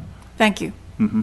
So to follow up on that, the concept is to gather the debris in specific areas that you can then remove it when it's dry and you're allowed to go in by Fish and Game permit, right, and clear it all out for the next winter. That's correct. And right now it's just spread out over the entire, roughly the length of the creek, and it's hard to remove it, or you can't remove it based on the wetness of the creek and other factors.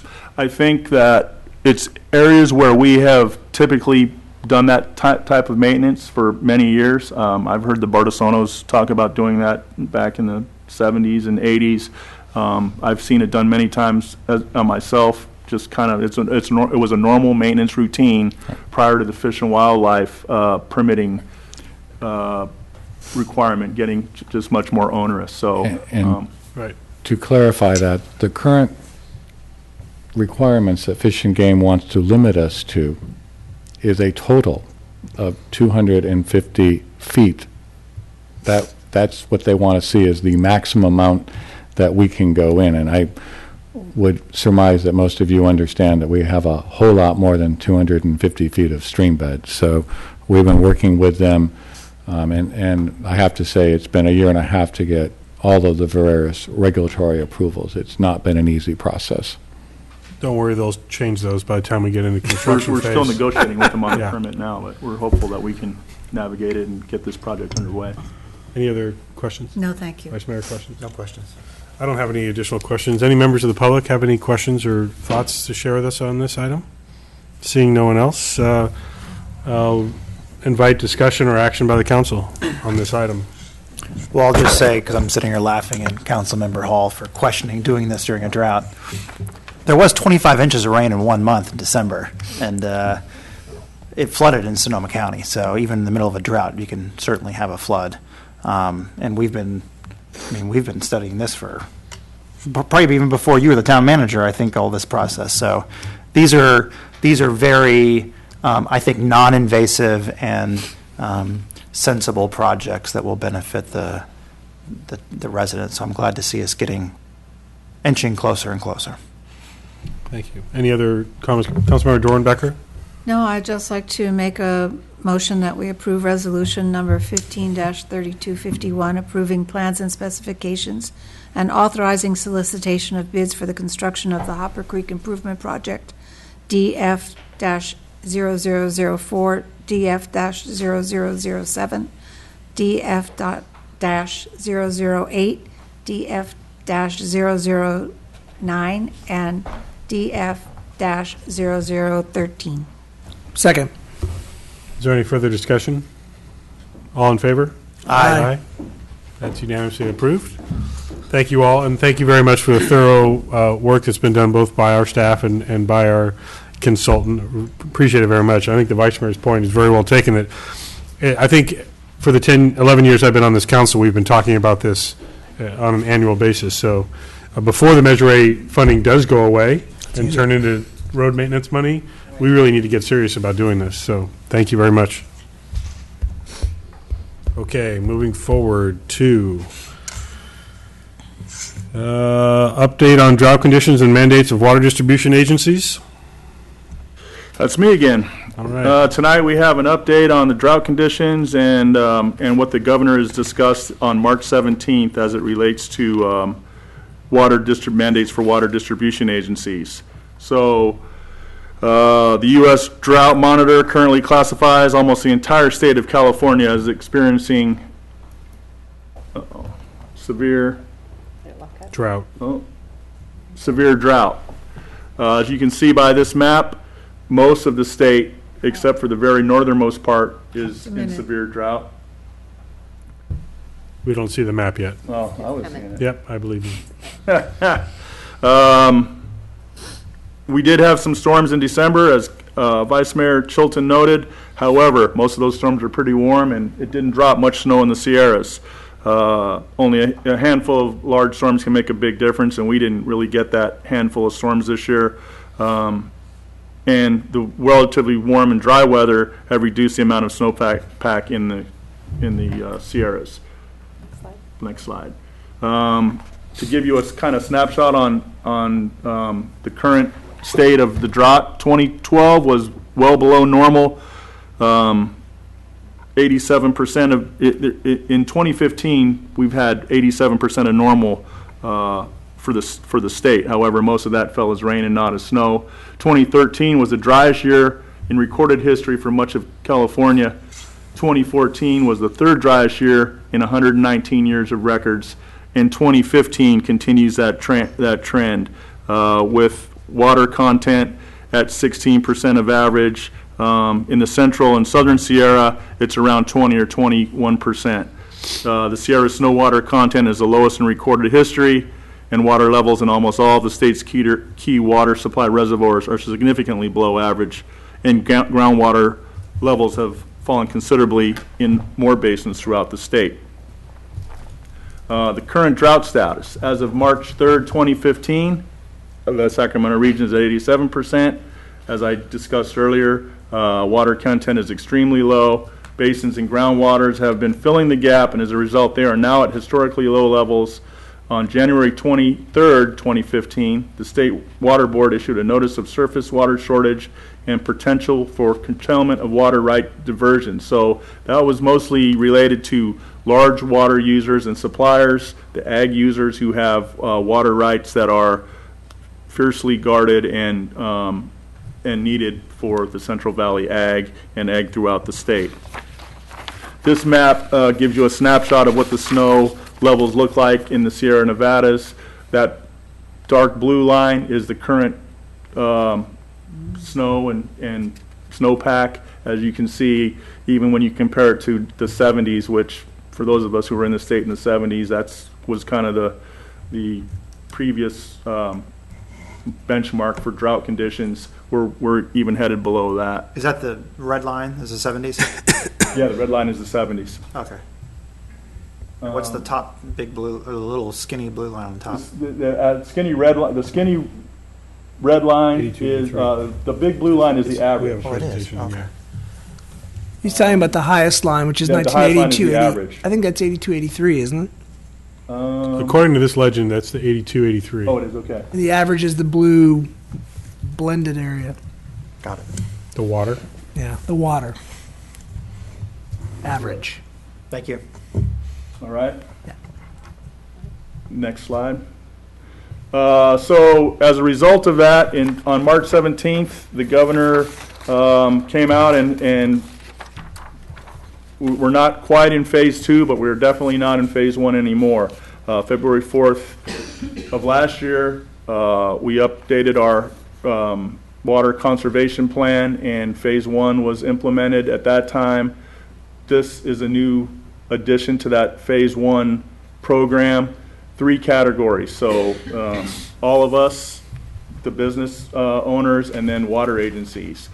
For everyone, potable water, prohibitions for all of us are potable water to wash sidewalks and driveways, no longer allowed. If you see runoff when irrigating with potable water, that is prohibited. Hoses with no shutoff nozzles to wash cars, again prohibited. Potable water and decorative water features that do not recirculate the water, not allowed anymore. And finally, outdoor irrigation during the 48 hours following measurable precipitation is no longer allowed. Next slide, please. Joe, before you go on, if I can just ask, and you or Steve, because I talked to Steve about this when I received a call just this last week from a resident who saw a private property owner, a business that was irrigating the sidewalk lawn strip, and it was overflowing and puddling. And Steve, you said something to the effect of we were going to have a... We'll be showing you a little bit more. Okay, so I'm jumping ahead about people's ability to call in when they see a situation like that. Correct. All right. Requirements for businesses. So restaurants and other food service establishments can only serve water to customers on request. Hotels and motels must provide guests with the option to not have towels and linens laundered daily, so much less onerous for businesses at this point. Next, water agency requirements. So this is for those who supply water and those who distribute water. For us, we're going to impose restrictions on outdoor irrigation, so no irrigation allowed between 10 a.m. and 6 p.m. Irrigation is going to be limited to 2 days a week maximum. Agencies must notify customers about leaks that are within the customer's control, and we must report on compliance and enforcement. So those 2 things that you just talked about, overwatering and having a report available, are 2 things that we're going to try to bring to you in the next council meeting and have you give us some comments on. And then, can you speak to the structure of that? Will it be an email? Will it be a site on our website? Do we know yet? Actually, we're working on several things, and if Joe will showcase some of the things, we're going to be, we'll be soliciting and encouraging people to call us. There will be a door hanger. Town staff will have a supply of these, and when a person calls in, there's actually a term in California called water shaming. So basically, we will be allowing for folks that don't want to talk to their neighbor, they can call in, email, but we're working on one of our GIS apps will be kind of a code enforcement issue, and one of the categories will be report potential water use. So we have had a number of phone calls, so if Joe wants to show up the phone, but what we'll be doing is a good part of our focus is going to continue to be on education and awareness. This is a door hanger, and I don't know, Joe, did you want to showcase the contents of your kits for everybody to see? Sure. Yeah, you can just do it from your location. Yeah, absolutely. So go ahead. We'll go ahead. What we're going to be doing is when we see a situation to educate a consumer on what they can do differently, we're going to leave them this door hanger with an education and awareness kit. We're also going to make these kits available for anybody that wants to call or come and get one from Town Hall, they can. But we're going to start getting the message out much more differently, and we'll also have targeted messages to the business community. So if Joe wants to show off the contents of the water education kit. Sure. So In this kit is going to be a couple of aerators for faucets. There's going to be a shower head that's water conservation friendly. There is also a tool for how long you should run your sprinklers. So if once we go into that 2-day-a-week routine and you're only allowed to irrigate in the morning and in the evening, and you want to continue to get your lawn watered to meet its needs, you can use this tool. It'll help you figure out how long to irrigate so that you're not having runoff and that your water is actually soaking into the lawn and giving you the best possible result from your irrigation. We also have a sprayer, a hose sprayer, so that when you are watering your lawn or flowers or washing your car, this is what's allowed. There's a gauge that will help educate people on how much water you use when you do something like wash dishes or run your garbage disposal or take a shower. So all those things are really important, and it's kind of gives people a bit of a wake-up call on how much water we actually use when we're doing those everyday things. There is an information packet with several more fold-outs that will help you get in touch with how to conserve water and who to call if you see you have a problem with a leak or you think you might have some questions. So we will give them the door hanger. This is part of the process you all approved last February. We'll give them the door hanger, and we'll hang this package on their door along with the door hanger. So that will be the first response. Second response, we think, is going to be something in the order of a notice. And then from there, we're still trying to define where it's going to go, but we are definitely the responsible party when it comes to enforcing some of the regulations and mandates that we're talking about with these new requirements. So the state will not be coming after the individual user. They will be coming after us as the agency that represents the system. Okay, so the Vice Mayor has a question about this, and I have a follow-up depending on what he has to say. Sure. Because this says, dear neighbor, blah, blah, blah. This is coming from the town of Yountville, right? Correct. So the only thing I was going to say is some of these things are nice. I don't know if you wrote these before Jerry Brown, brought down the hammer. Yeah. But it says most landscapes do fine with only 2 to 3 days of watering. Should be Jerry Brown won't let you water for more than 2 days per week, or you're breaking the law. We're definitely going to revise the door hanger. Because this should be, I think people need to understand we're talking about the law has changed. You're not allowed to do it. So I don't care what your grass looks like. You can go complain to the state if you don't like it.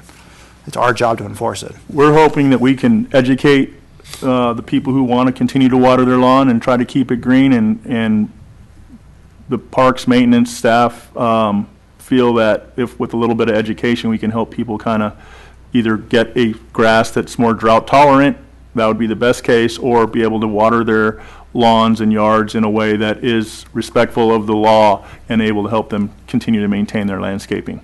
So to follow up on this door hanger, there are some non-English speaking residents that we have in town. How are we reaching out to them? Because that's all in English.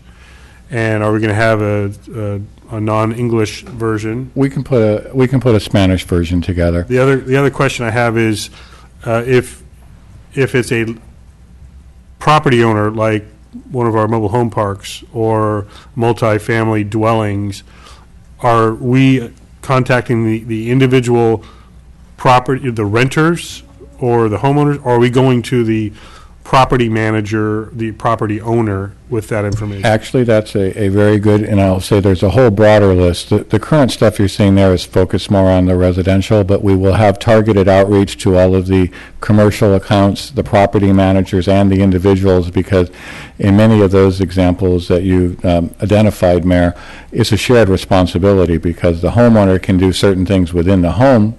The property owner or the mobile home park manager has control of certain things. So it's a multifaceted outreach, and we'll be doing a level of outreach. We're also going to be expanding awareness on our Cash for Grass rebate program. We've had quite a bit of success. I will point out that the Toyon Terrace neighborhood probably leads the way with a number of applications that have come in for conversion. My neighborhood needs to give some serious consideration to it. Although I will say I did mine before there was even a program, but I would say we have some folks in the, but it is going to be, I think you're right, we're now at a point where behavior is going to have to change. We're going to be having some different conversations with some of the commercial accounts, some of the grass between the street curb and the landscape, the sidewalks, those are all going to have to be significantly reviewed because there's a real challenge with overwatering on those. So there's some things that we'll be coming back to you with a resolution that we need to do as Public Works Director. Tyler, we also identify we need to do more than just our stage 1, but we're not at a point that we need to go to stage 2. So we do have to get you to adopt some policy guidance consistent. We've got a few more meetings that we'll be doing internally to come up with those, and you'll see that on your April 21st agenda. Okay, Councilmember Dornbecker, other questions? Yes, thank you. Well, my question was about the Cash for Grass program, and I think that that should be included on here as an option. Contact us for the Cash for Grass program. And what was the other thing I have? Keep thinking about it, and I'll bring something up, and then if you All right. remember. Okay.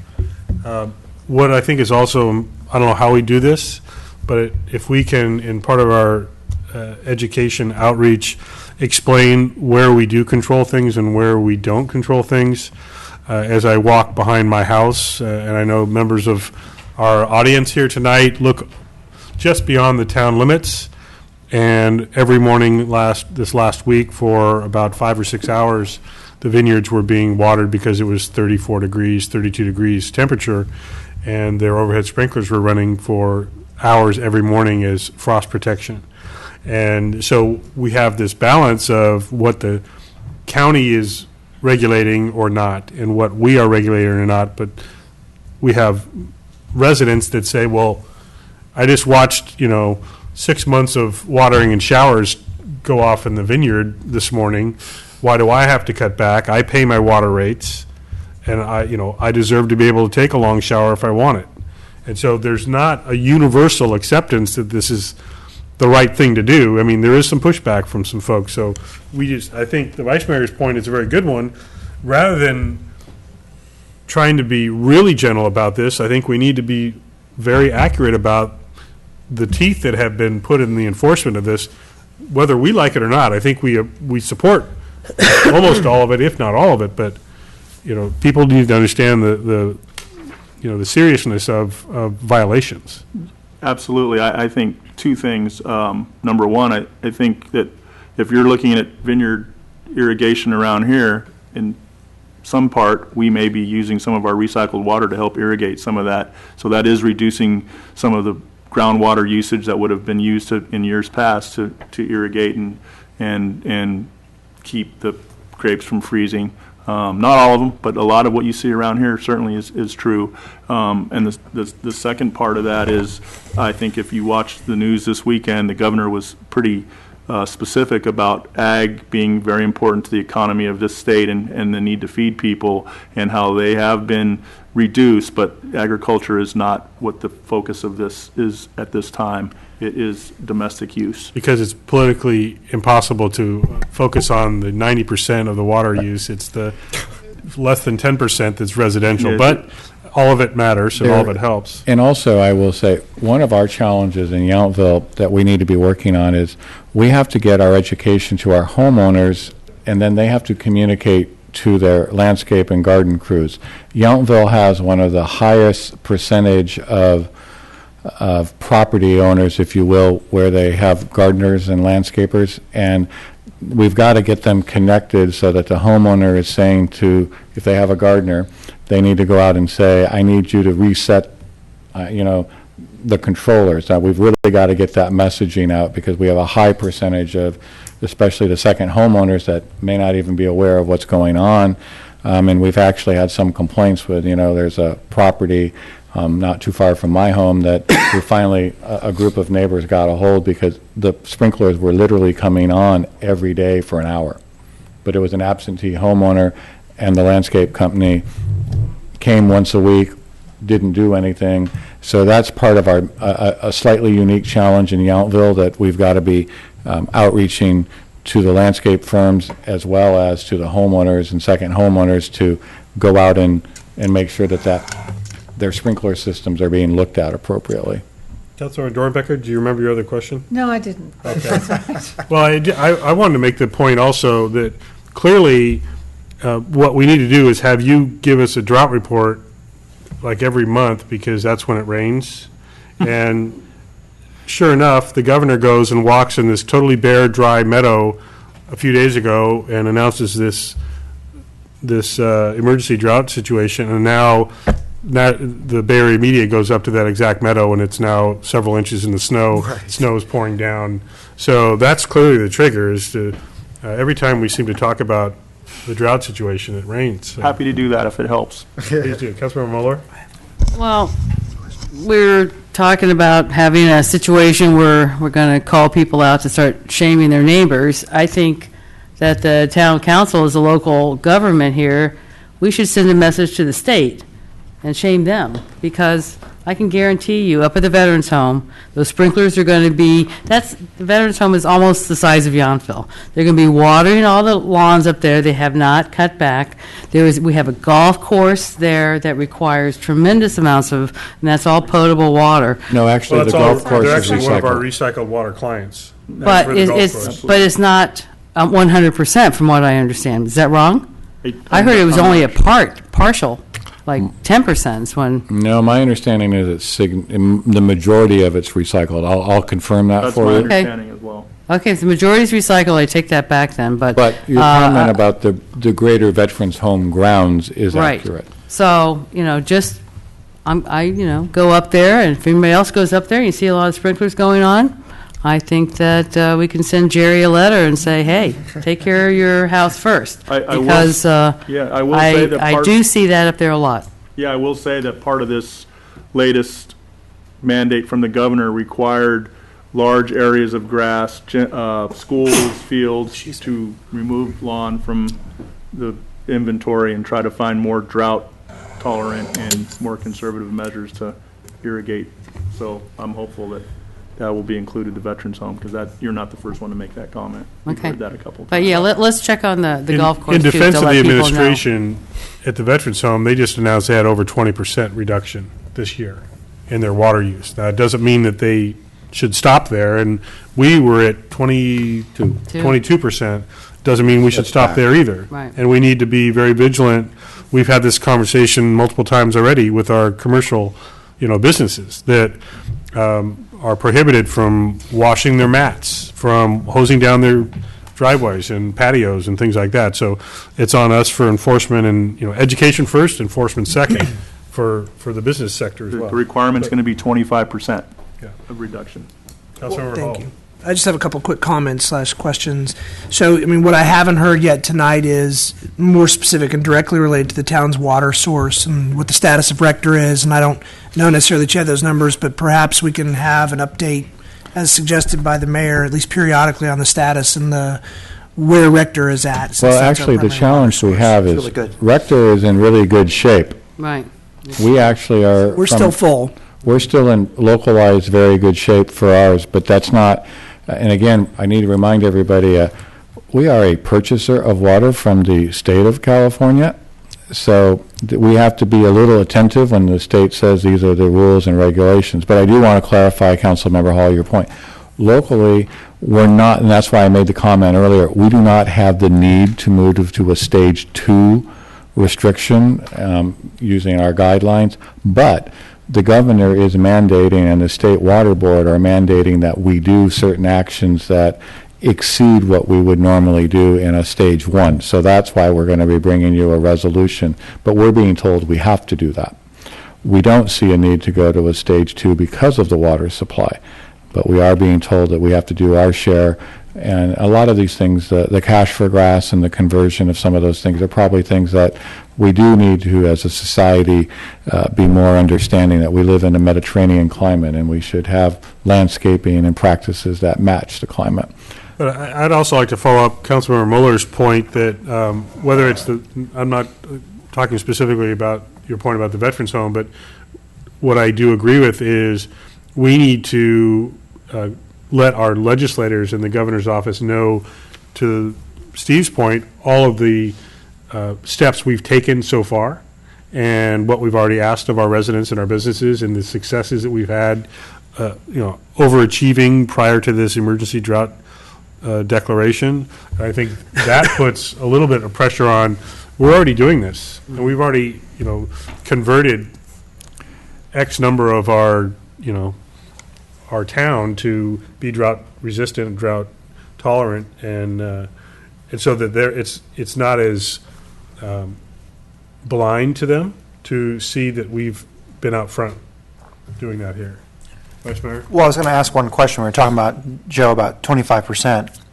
I don't know if it's just a target and it's not as legalistic, but is it 25% versus, if we were down 22% in 2014, is it another 25%? No, so the discussion, and that target is moving right now based on, I've been talking with Joy Elridge from the city of Napa and several other larger users, and they have been reducing as well. So that's a moving target right now, and that number is going to be based on, they think 2013 usage, but even that's kind of a moving target. So that 25% is going to be based on a number that hasn't been set yet. I guess my point is hopefully they don't penalize the people who've actually been conserving. The intent that is being articulated, and there's a league workshop that will be participating, some of our staff tomorrow in a webinar. The intention is that it's going to be from a 2013 level. Okay. So in our case, it would be incremental and sustaining it. The other thing I will share, our staff will also be looking at, and you can anticipate that some of the small turf areas and some of our walkways and paths will be coming out. They'll be mulched, and then they'll be in the fall, we'll be doing some drought-tolerant landscaping, because we are going to take a bit more of what I would call decorative ornamental turf and allow us to focus on the larger turf areas where, they're big enough for people to throw a ball, run with a dog, do some things. But some of those small spots, we'll be doing our part. Councilmember Hall. And I'd just like to follow that up. Some of the questions or comments I'd like to make are, we can lead by example. I know we've done that here in front of Town Hall. Obviously, we need to be cognizant of how much we're watering our parks and those things. But there's also things that are probably more significant in regards to water usage, like the town pool, and whether or not we've got a cover for the pool and how we're going to maintain and ensure that we're reducing the evaporation that we're going to use if we're going to open the pool at all. And those are the kinds of things that, unfortunately, we're going to have some real tough discussions around here about what we are going to do. I'm not suggesting that we do that, but I'm saying that we need to be really cognizant of all the opportunities that we have to lead by example. All options are on the table, is your point. Right. But I do think, getting back to the relationship we have with the Veterans Home, if our calculations being separated in our reporting from we don't report for the Veterans Home because they're not a customer of the town, so we have no we don't distribute the water there. They do their own distribution, so our reporting is only on what we have control over. Okay. Any other thoughts? I'd like to invite anybody from the public that wants to talk about this item. Please come on. Billy, you're not going to talk about this? It's water we're talking about. I've talked so much about water for so long that this stuff is old hat now. Yeah. I'm going to use Billy a lot for this, but okay. What I don't think I heard. You just bring that microphone. Thank you, Bruce. What I don't think I heard that would be very helpful to me is guidance. The town has great expertise in drip systems, in water tolerant plants, in systems to measure water so the sprinklers don't have to go on. I think it would be great to have some workshops where we could come and have some guidance from the city on how to cut down our water usage. That's thought one. Thought two is, I went and turned off my sprinklers yesterday because I knew this was going to rain today. When do I turn them back on?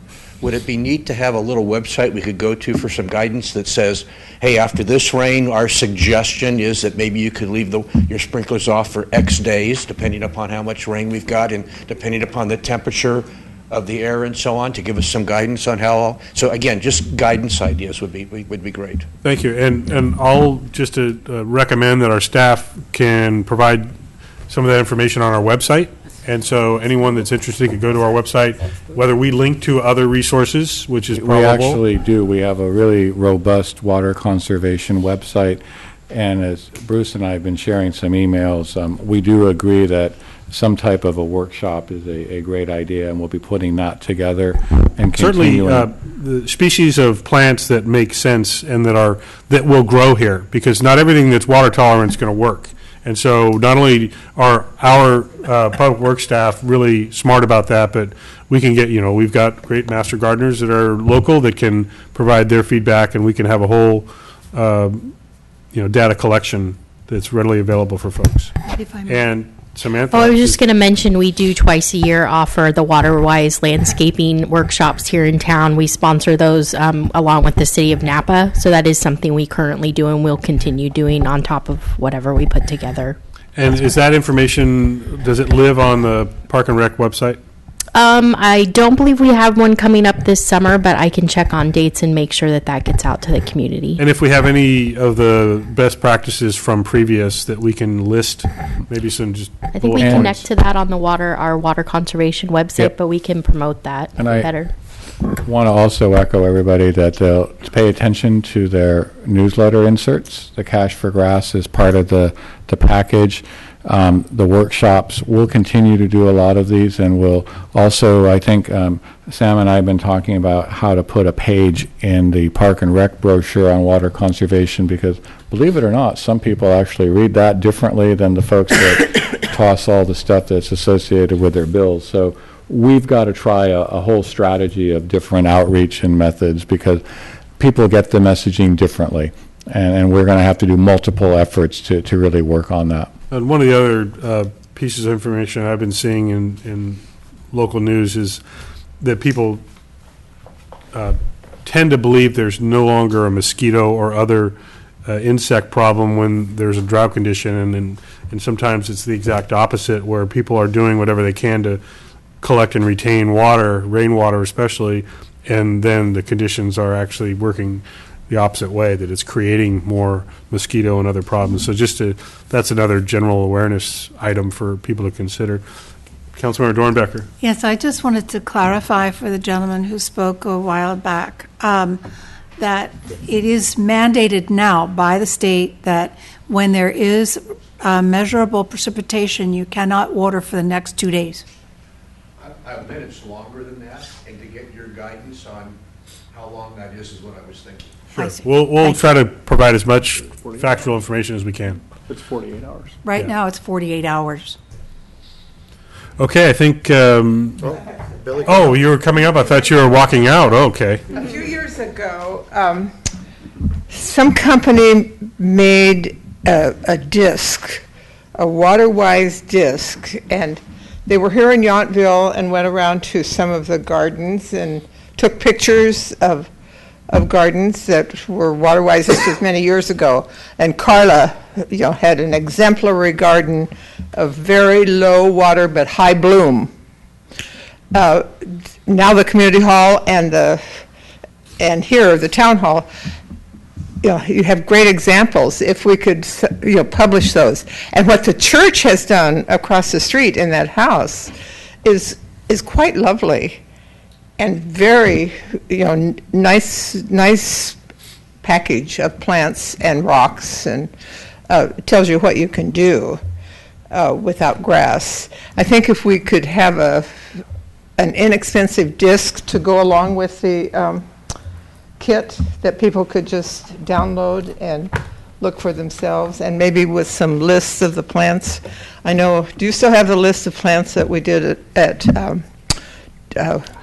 Community Center quite some time ago? I think it would be good. And I think what a lot of people are focusing on is their own water bill. That's not the issue here. We have to get it across to people that water is water. It's not what we use in our own home and what we use in our own garden. It's a social, it's a public, it's a political, it's a worldwide issue. And I think that's part of the education challenge that we have. And composting helps. If people mulch and compost So I know the workshop schedule is out. I saw it in the Napa paper today. So they are doing some composting workshops. The county will be doing some here in Yountville, too. So that's another thing that we could advertise. Thank you for your comments, and I'll just follow up on a thought that just popped into my head. I'll be speaking with the North Bay Division of the League of California Cities on Friday, and I'll bring up this item because the League will often have webinars on current issues. I have to believe they're going to provide some information about the governor's drought declaration and how we can respond at the city and town level. They're hosting one tomorrow that we're participating in here. I think it's going on at 8:30 or something. So they're really responsive. I think the other thing to note on Council Member Dornbacher's comment about Cash for Grass is that it looks like there's going to be an expanded program for Cash for Grass, some appliance rebates. So that program is going to be increasing even more robust than it is now. So I think that the more we can get that out and help people understand what that means and maybe get them to convert to a more water-tolerant landscaping program, the better off we're going to be. Very good. I think you got the feedback you were looking for. I do. I just want to point out that the one thing that I think everybody needs to realize is this will be an ongoing and regular conversation and a topic of education because it's just fascinating to me. I was over the weekend talking with a fair number of people that sent some emails, and they're like, do you have a program where we can convert stuff? And, we've been doing this for 2 years, and it just reinforces the fact that we really are going to have to stay on top of the education, and we think we're doing something. We're going to have to continually remind. Somebody comes into it, they weren't thinking about it at a point in time. Now they are. Make it real easy to find the content. On our website, there's a really great plant guide, for Northern California. So there's a lot of stuff. We just got to really try to package it. And when the person's receptive to making the change, be ready to try to help them. Any other thoughts? I think we've given pretty good direction. Thank you for your comments also. I know I've seen it in several of our local restaurants. They almost refuse to bring you water unless you say yes, 3 times. So, some of them are doing some good work to help support. Okay, moving on. Our next item is considering adoption of a resolution to enter into an agreement with Colantano, Highsmith, and Watley as a new town attorney. Steve, are you starting with that? Just briefly, the councils provided prior direction to the town manager and the ad hoc committee as a result of your interviews, to put together a contract and bring it back for your consideration, and that's what we've done, and that's what's before you tonight. Councilmember Mueller and I were on that ad hoc committee. Did you want to provide any information about our process, the number of applicants, the number of interviews, any of that information, or do you want me to do that?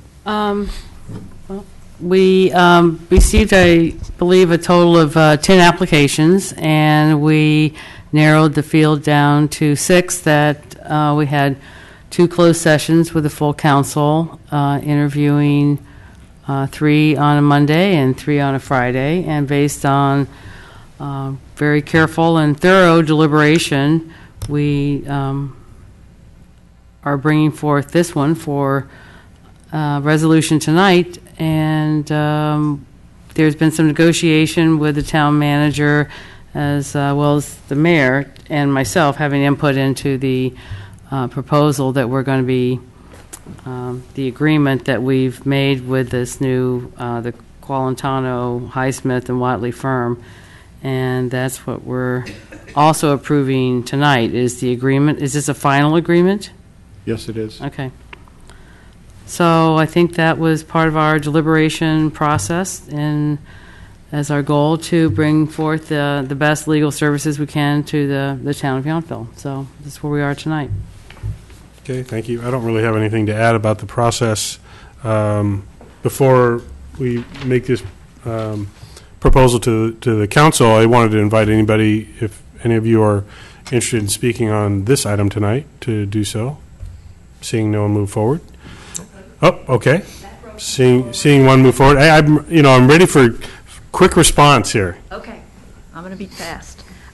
In just reading the engagement letter. If you could just move that microphone down slightly, thank you Is that very better? much. Yes. In reading the engagement letter, I was struck by a phrase that said using a flat fee might make it, the law firm might tend to, quote, have an inappropriate incentive to underserve the town.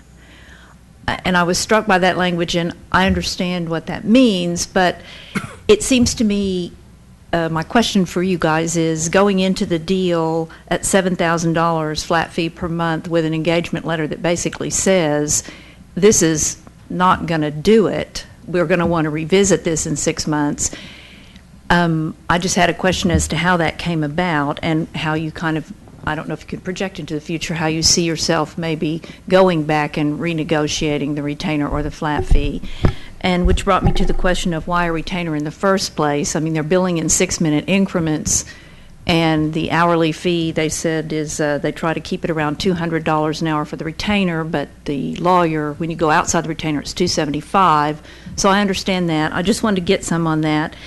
And then I had a question on, I think that we still have some current litigation ongoing, and will the new firm handle the current litigation? Will they step in? And if so, has their accommodation been made so that we don't duplicate payment of fees for them to ramp up? Okay, and could you just identify Sure, it's yourself? Kerry, Kerri, Dorman, Dorman. Thank you. Thank you. Sure, and before we answer any of those questions, I'll invite anybody else if they want to ask additional questions, and then we'll try to answer everything. Seeing no one else move forward. So between town manager and myself and Councilmember Moeller, we can, I think, address those issues. Well, Steve, if you want to address the retainer and the ongoing litigation, and then if we have any additional comments. I'll start with the retainer, and what I want to clarify is the retainer in this particular case, similar to our current approach, is not a maximum. In other words, we're identifying approximately 45 hours.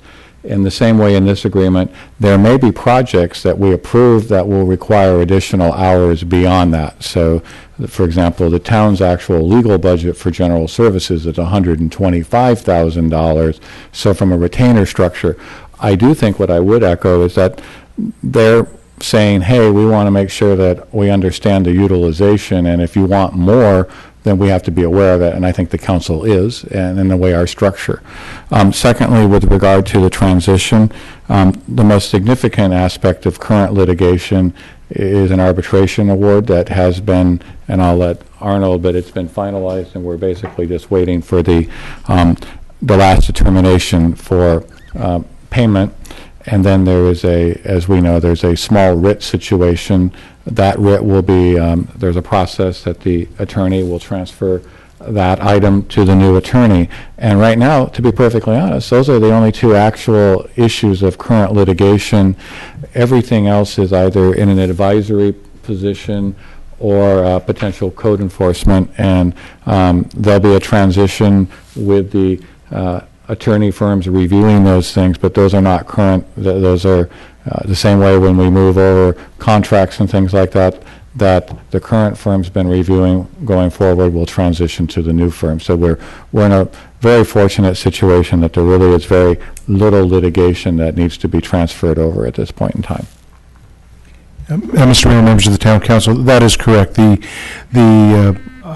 litigation with respect to Swank is, we're just awaiting for the final result from the arbitrator. The other matter that involves the Stewart property, that is at such an early stage that there is little or nothing that has been done on that litigation, and we're ready to transition that matter over to the new firm.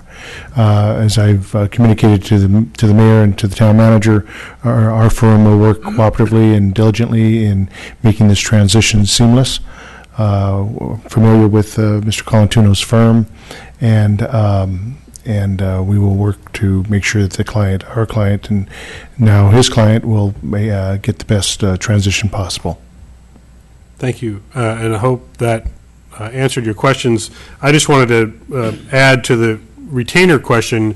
one of the concerns that we all had, and we went through this 5+ years ago, also was trying to set a baseline of expectation of service so that we use that retainer and the estimated number of hours expected to be received in service over a given month as a guideline. Some months, if we only had one council meeting, for example, we would not hit that retainer on the hours that would normally be used.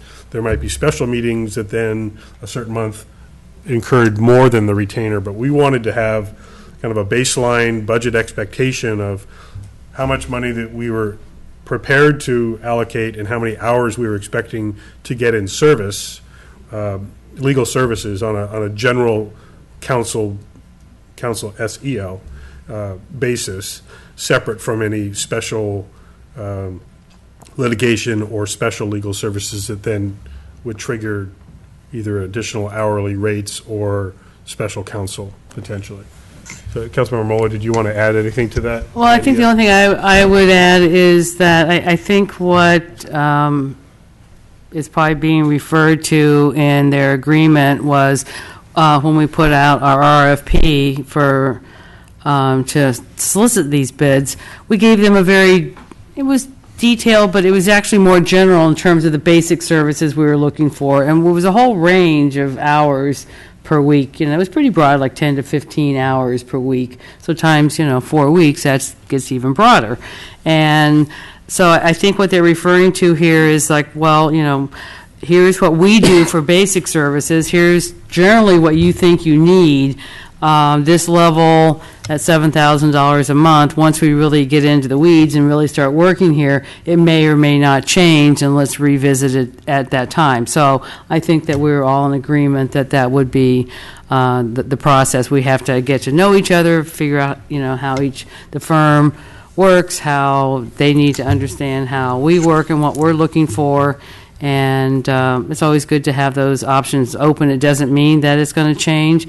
And what we think we may need, once we have them review some of our documents, they may say everything's great, or they may come back and say you might need some additional basic services to really accomplish what you need. So I think it's going to be an open relationship that has good parameters that we've established in the contract. So I hope that helps. Thank you. Vice Mayor? Well, I was going to make the comment on the retainer that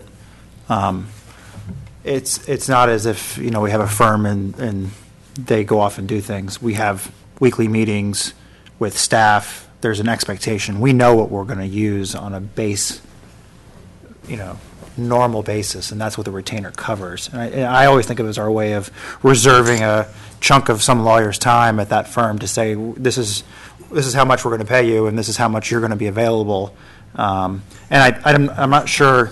On the question that you asked about the renegotiation in 6 months, in my opinion, they kind of thought that, wow, are we really going to be able to serve all of your needs in that amount of time? Our experience says yes. They wanted just the ability to come back and say, hey, we saw all these different things. Let's rejig the retainer a little bit down the line. But we're obviously not forced to ever say yes to that. So, with that, are there any other comments from the council on this item? I think, any other, I invited. Oh, you please call it. Come on, you've been here long enough. We make you come to the microphone. How to spell my name? Reyff. Are there two F's or one? Franks. 2 Y's, 2 F's? I just have a question. In this bid process, this gentleman, Mr. Taliboschi, said earlier that you had to go with, it wasn't the cheapest, but the least expensive one, or what was it? You had a phrase you used before? Low bid. Low bidder. Low responsible. The lowest bidder or something. Responsive and Is that the same responsible. thing with this lawyer thing, or is this a different way of handling? Do you have to go about this differently? Did you have to go with the lowest bidder? In other words, no, you interviewed them and found the best fit. Okay. You don't have to hire the cheapest person that applies for the job. Thank you. Any other comments? So I'll invite deliberation on this item by council. Well, I know sorry, just to set this up a little bit, we've had extensive discussion already in closed session, and so it may seem like we're jumping to a decision here, but we've had hours of conversation as well as the interviews that have happened. So the anticipated action is not, yeah. I know you've got, are you going to do that after? Yes. No? Okay. After. Well, I was just going to say, if I can just make a comment, is that, we interviewed 6 firms, which included our current firm. All 6 were capable lawyers with good people, so that made it tough.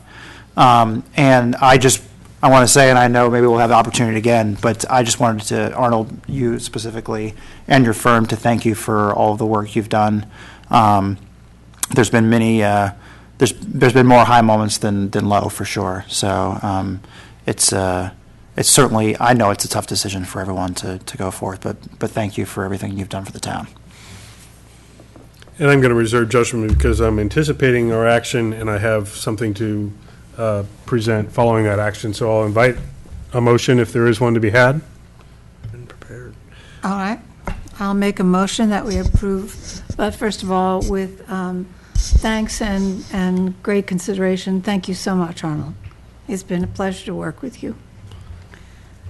We approve resolution number 15-3252, approving professional services agreement and naming Colatuano, Highsmith, and Watley, PC, as town attorney and authorizing the mayor to execute the agreement on behalf of the town of Yountville. Is there a second? I'll second. Any further discussion? All in favor? Aye. No opposition. That passes unanimously. So what I do also want to take it, so Arnold, I'm going to make you come to the podium because that's what I do tonight. Yes. I'm going to ask you to come to the podium. On behalf of the council, this is just a small token of our appreciation. You know that the appreciation goes much deeper and broader than this, but this just to kind of symbolize that appreciation. We have a certificate in recognition of the contributions to the Yountville community from you, Arnold Alvarez Glassman, and Alvarez Glassman and Colvin, in recognition of your and your employees for your 5 years of service to the town of Yountville. Thank you. So I appreciate it very much. You want to speak from here? You want to speak from there? Speak from here. I'll speak from here. To the mayor and members of the town council, I want to say thank you very much. As we've traveled the past 5 years, I think the council is well aware of my affinity for this area for a long time, and especially the town of Yountville, and to the point that my wife and I are now homeowners in Yountville. Like many people who are in the town, this is our second home, and we hope to make it our first home and permanent home in the near future. But it has been a pleasure to work with the mayor and the council. I've really enjoyed our relationships and our friendships, and with the successes that I believe that have been achieved by the town over the last 5 years. And I'm very proud of our attorneys and our folks in our office. The staff here in the town has been really great to work with. I'm not going to go anywhere or too far, and we will see you at the neighborhood restaurants or at the shops throughout town. And again, I just want to thank the town for the opportunity of being able to be part of the town of Yountville. Thank you. And I appreciate that. And before I let you leave the podium, I want to also acknowledge your personal dedication and commitment to the town of Yountville. We see it quite a bit, and I know a lot of the members of the public see it, but not everyone does. And I wanted to highlight not only your personal individual commitment to the community here in Yountville, but also your entire firm and the support you've given so many of the nonprofits, so many of the community events, sponsoring movie nights, sponsoring so many other activities that you've left quite a substantial legacy here in Yountville, and that can only continue to grow now that we have you as a semi-permanent resident, future full-time resident, I suspect possibly. Also, just to show our appreciation for the legal services that you've provided for all these years, and I know that you and your entire team have worked really hard and very diligently on our behalf, and I want to recognize you for that and thank you for all that very much. And I wish the town the very best, and you have selected a very fine firm. Thank you. Thanks very much, Arnold. Okay, we're going to move on to staff informational reports, and I wanted to first recognize that we had a request for an update on the construction defect repairs that are happening. I know that we have that announcement out there, but if we can just give a very brief explanation of some of the work that's being done right now. Absolutely. So in response also to Carla's question, this is the end result of the litigation and lawsuit that we had been going through. The council approved contracts with Helmer and Sons, as well as HSI Services to start the repairs on the community center. Those repairs started about 3 weeks ago. They've been pretty low-key up to this point. This week, the community center lobby and restrooms is closed so that those floors can be repaired, as well as some repairs in the restrooms. Our office is still still open and functioning in the founder's room, so there's no interruption of services to the community. The library is still open as normal. We're just using alternate restrooms. We've really tried to schedule things so that there is minimal impact to the community. So the contract that was approved outlined in very specific terms the things that they're going to accomplish. So they include replacement of the siding on the community center and community hall, and that's not going to be done at one time. So they're doing it section by section so that there's not a lot of visual nuisance as far as stripping both buildings of siding at one time. So they've actually accomplished quite a bit of that already, and you may have probably not even seen it. So that will continue.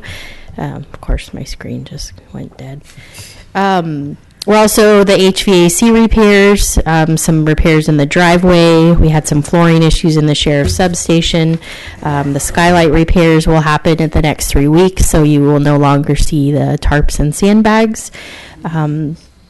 Door repairs, there's a laundry list. So outside of this 1 week of closure of the lobby, we're also going to have the community hall side down for about a month from July 13th to August 6th. We chose that timeline because we didn't have any reservations or rentals, and it's also a slower time for classes at the community center, so it won't impact the main center. The gym will still be open, the art room, the library, that's all fine. It'll just be the older hall side, so that all of those projects on that side, including the roof repairs, the wall repairs from the leakage, the floors, can all be done at one time.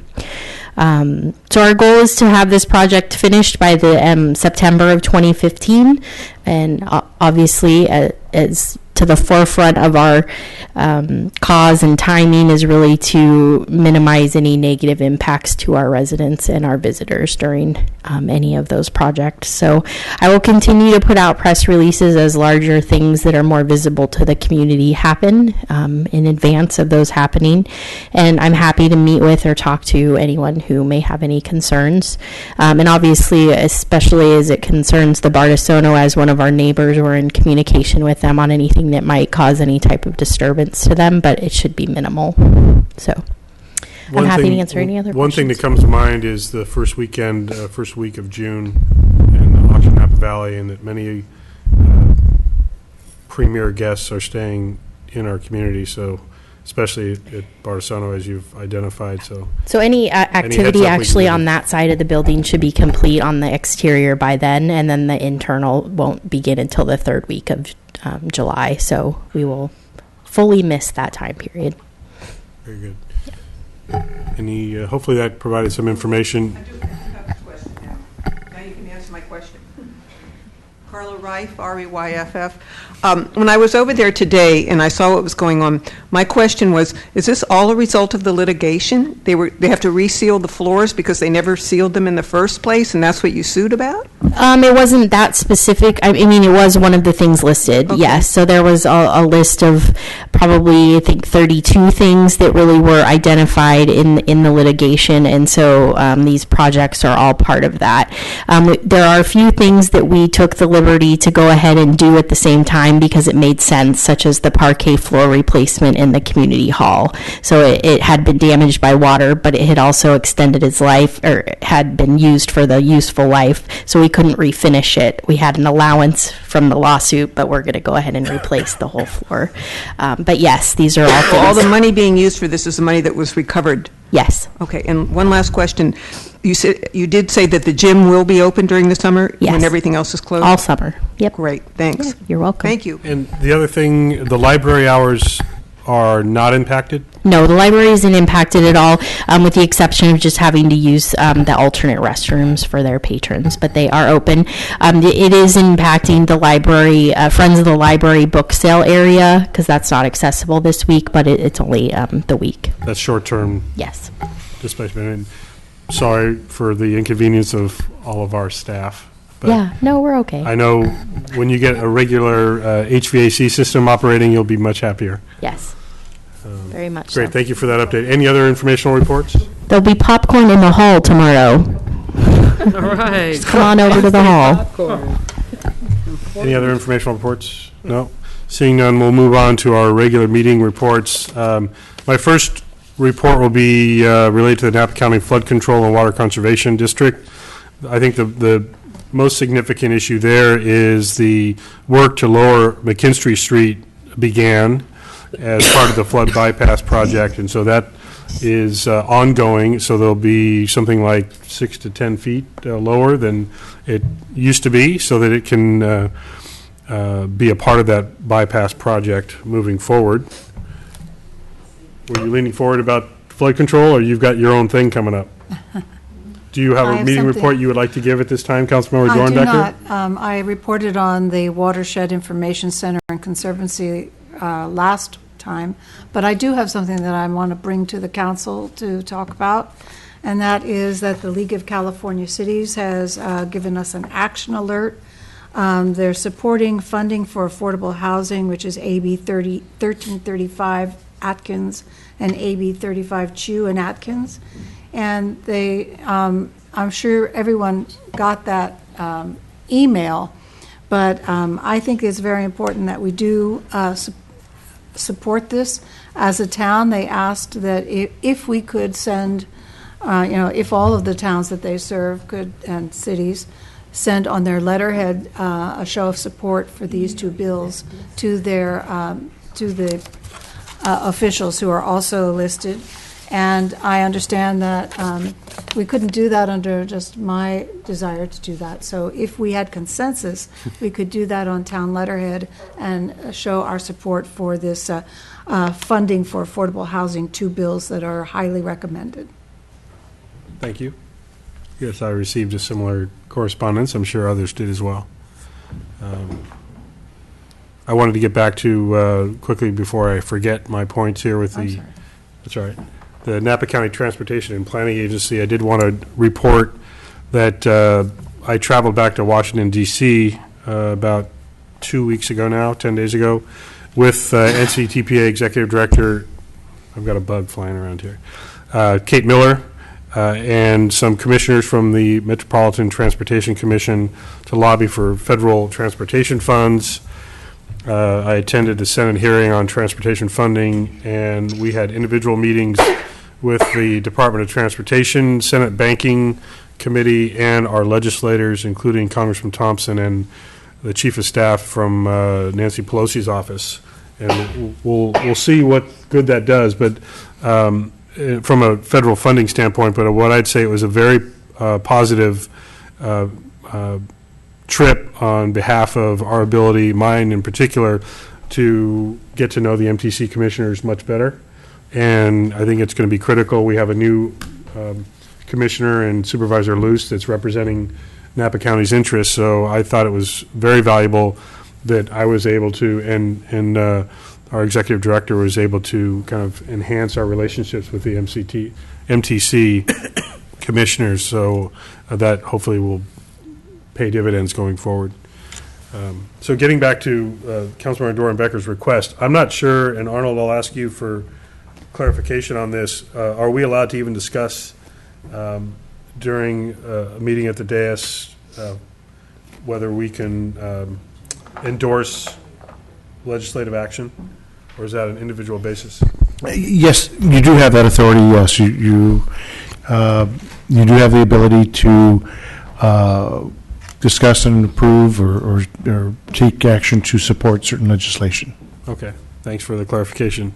I have not read through all the document that I received, so I am not prepared yet to vote on that, but what I would say is that we individually can reach out. I think I would maybe recommend to go Now, another question, Arnold, can we do this directly, or would we be in violation of the Brown Act if each of us responded to any one of us? Like, do we need to go through the town manager? In terms of writing letters of support for certain... Or writing one letter Collective? under my signature on behalf of the town, because I hesitate to ask all the council to say yes to that if they haven't had sufficient time to review the legislation. Right. Mr. Mayor, members of the town council, normally what I would see is depending on the status of and the process of where that legislation is there be a matter agendized so the council can either approve it or not approve it, and either support or approve a resolution of support or a letter of support. Because to have council members sign a collective letter without public discussion or deliberation might be viewed as a Brown Act concern. But individual council members can make those endorsement letters individually on their own. Yes, Would sir. would each or however many wanted to be able to use town letterhead, or would that be a violation? That would not be a violation either. So it could be done that Councilmember Dornbecker or myself, any other number, may write individual letters. I want to refer everybody back to your town council protocols, because you've provided some guidance and limitations on that type of stuff. And this brings up something as Arnold's identified. We take, your current protocols actually have a very limited endorsement and lobbying unless it's an established policy position. So I'm just saying, we may want to revisit that if you want to start engaging more in letter writing. And I just don't have... I think an answer is an individual council member can respond in email form to make recommendations to our legislators, but it would not be under town letterhead.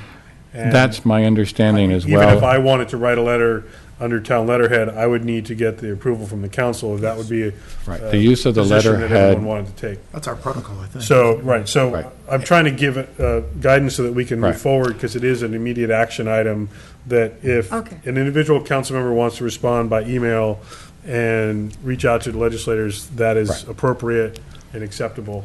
And what I would say is, typically, like, if you've established a policy, I may draft something that says the town's policy, when in this particular case, it would have to be the individual would not be able to say the town of Yountville does X. It would have to be, as an individual, I support this. Okay. So with that clarifications, I think... Individual support is fine. The individual council can respond. Okay, great. And that's Thank you. also why we, if you're interested in doing more, we will have to look at I think that takes care of the issue for now. I mean, we receive some of these on occasion, so that's good direction. I also forgot, just to wrap up the NCTPA issue, the board is having a retreat here at Hotel Yountville on Wednesday, April 15th. And my understanding, Michelle, I'm going to ask you to confirm this, that we are going to now rely on alternates where the vice mayor was sitting on any boards or commissions, that the current alternates will automatically now, until we resolve the vacancy. I spoke with Carrie Sanderman from STPA and said that we would rely on alternates unless she needed a main member to be appointed by us, and then we bring it to council. I plan on bringing all those to you all at one time. Right, for the but regional but bodies. the fact that this is coming up next week, and we're going to meet on the 13th, but this is on the 15th, so Councilmember Mueller is planning on attending that board retreat. As the first alternate, I believe, yes. Right. Yeah, that would be. And the same would hold true for any of the other Yes. commissions where someone is an alternate and the vice mayor had been Right. one of the... I think that's all. Yeah. At this point. Is it? Yeah. You were an alternate for me in some cases, in which case then we'll have to just deal with You're on if flood I'm now. going to have a... Yeah. And you'll remedy that on Monday when we appoint a new vice mayor at the. But we won't have the ability to deal with all of our commissions if there becomes a domino effect of who's representing whom, if a new vice mayor can no longer serve on some others, but we'll deal with that in a timely manner. Any other specific meetings to report? I've got a couple announcements I need to make if there are no other meeting reports. I did want to mention and thank our staff, Samantha, and everyone else that was out, Carol especially, Breakfast with the Bunny, and the Easter egg hunt on Saturday. One learning that came from that, and I still need to get my long extension cord back from CAL FIRE, but we need new coffee pots and we need new griddles, because we cannot support 100 people in the park with one functioning griddle and a percolating pot that takes 30 minutes to make coffee. So We already have our plan in place for next year. good. Then I want my long extension cord back. I'll follow up on that for you. Well, we had to try to get to as many different outlets as possible because we were tripping circuits, and anyway, good. We had a The fix is in place. Okay, that's great. I was appointed this morning by the Board of Supervisors to the newly created Napa County Agricultural Protection Advisory Committee, to along with 30 of my closest friends and colleagues, to discuss the winery definition ordinance and county winery projects. I have a list. I don't know if it's 30. It looks like at least that many. Feels like 30. I'm one of two municipality representatives. The other is Jim Kreider, former Napa City Council member. And there are two alternates to our two seats out of those on the subcommittee. So we meet starting next week. So we'll see what that discussion bears, if nothing other than time and whatever. Yeah, angst, right. Also, I wanted to acknowledge everyone that made Yountville Live. It's a very successful first year, March 19th through the 22nd. We did pull off a music, food, and wine festival here in Yountville, where we were able to brand our own event, and it was to the benefit of not only the guests, some local, some from all over the country, that were able to come here and experience the wonderful community of Yountville for the first time, but also it helped out our businesses, restaurants, lodging partners, and so I think it was, and the Chamber of Commerce and Cindy Saucerman in particular was, did a real lion's share of work to support that effort. So I want to recognize the Chamber of Commerce as well as our staff that helped make that happen. The last thing I wanted to bring up is there's a special film screening for a documentary called Of Men and War, and it's a documentary on the Pathway Home Veterans Treatment Program here in Yountville, where they treat Iraq and Afghanistan veterans with post-traumatic stress and traumatic brain injury. And it's a documentary shot by a French filmmaker who first screened this at the Cannes Film Festival last year. He received an award for the best feature documentary at the Amsterdam Film Festival, and is showing it at the San Francisco Film Festival the first week of May, and then we're going to have it and him here on May 6th at the Lincoln Theater for a special screening of that film. So anyone that's interested, and I hope many people are, in the Pathway Home nonprofit program will come and support the program and see the film. I've only seen snippets of it, but I know the content, and it's extremely compelling. And as we have put on our marketing material, it's not a feel-good film in that sense. It's a very raw, very real and intense film. And so there's explicit language, and there's some content that isn't really family-friendly. So just to warn folks that it's dealing with the effects of combat and war. So you can imagine how difficult that is. So those are my announcements. I did want to recognize that we're going to have a special meeting. Right now, it's scheduled for 9:30 on Monday, and as a result of my appointment to this other county commission, I've asked staff to consider if it's possible to change our time on that special meeting, but it depends also on if everyone's available to do that. That commission meets at 10 a.m. in Napa, so I can't be here at 9:30 and be there at 10. So if staff and council is available to meet at 8:30 on Monday, is that, I mean, if you're going to be here at 9:30, can you be here at 8:30? Earlier is better, so I'm fine with that time. I know we have an issue potentially that impacts Channel 28, and I don't know. Available, I did talk. They are. Either is fine with me. I'm sure it is. I can change what I have scheduled to accommodate. Okay, so whatever. 8:30? Okay. That work, I appreciate that. They gave me all of 6 days' notice that the first meeting was going to be Monday at 10. So we will be calling our special meeting to, They started let's see, on the agenda will be a discussion about replacement for vice mayor, and what our process will be for filling the vacancy. Yes. And what else? There's a third thing. Just mapped out a timeline of how we're going to meet the 60-day requirement, and then there'll be an item on there about a pre-applicant orientation, similar to a candidate orientation, and how you would like us to go about And our that. two options are a special election or appointment by interview and vote of the council, and that'll be something we decide on Monday as well. Yes, that's right. And then we'll go into that process, whichever it is. Okay. I have a couple. Councilmember Hall. Yes. Thank you for indulging me. I would just like to ask the town staff, it's come to my attention and several residents have brought to my attention their concern with the number of temporary storage containers that are finding their way into people's driveways, not necessarily in the street or in the right-of-way, but it seems like maybe people need more storage space in Yountville, and so they're putting pods everywhere. I know it's in several of our neighborhoods, and so I just would like to have us evaluate what our current policy is around these. If I could, what I'd like to report on is staff is very well aware of it and has done a level of research.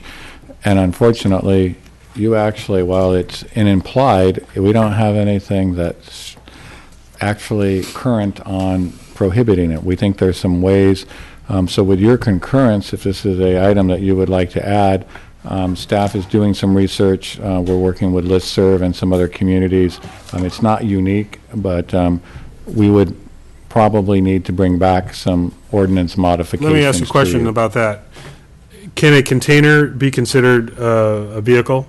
No, and that's one of the things that we're working on, but the definition sections, we have a good game plan if you're interested in us working, but the reality that we have right now is our driveway definition does not make it clear that you can't put something other than a motorized licensed vehicle. So we have some gaps. What I'll simply say is the language that we currently have was written in the 80s, and pods were not current. And Okay, so if I'm that's an hearing- issue that you'd like us I'm to hearing work direction on, from at least 2, if not 3 or 4, that we want to look into that Well, situation. move forward with pods. and we have heard from a number of residents. So like I say, we've been proactive in working on some ideas, and I would anticipate we'll have a approach for you in 60 days. And we need to see if it differs with business properties as well.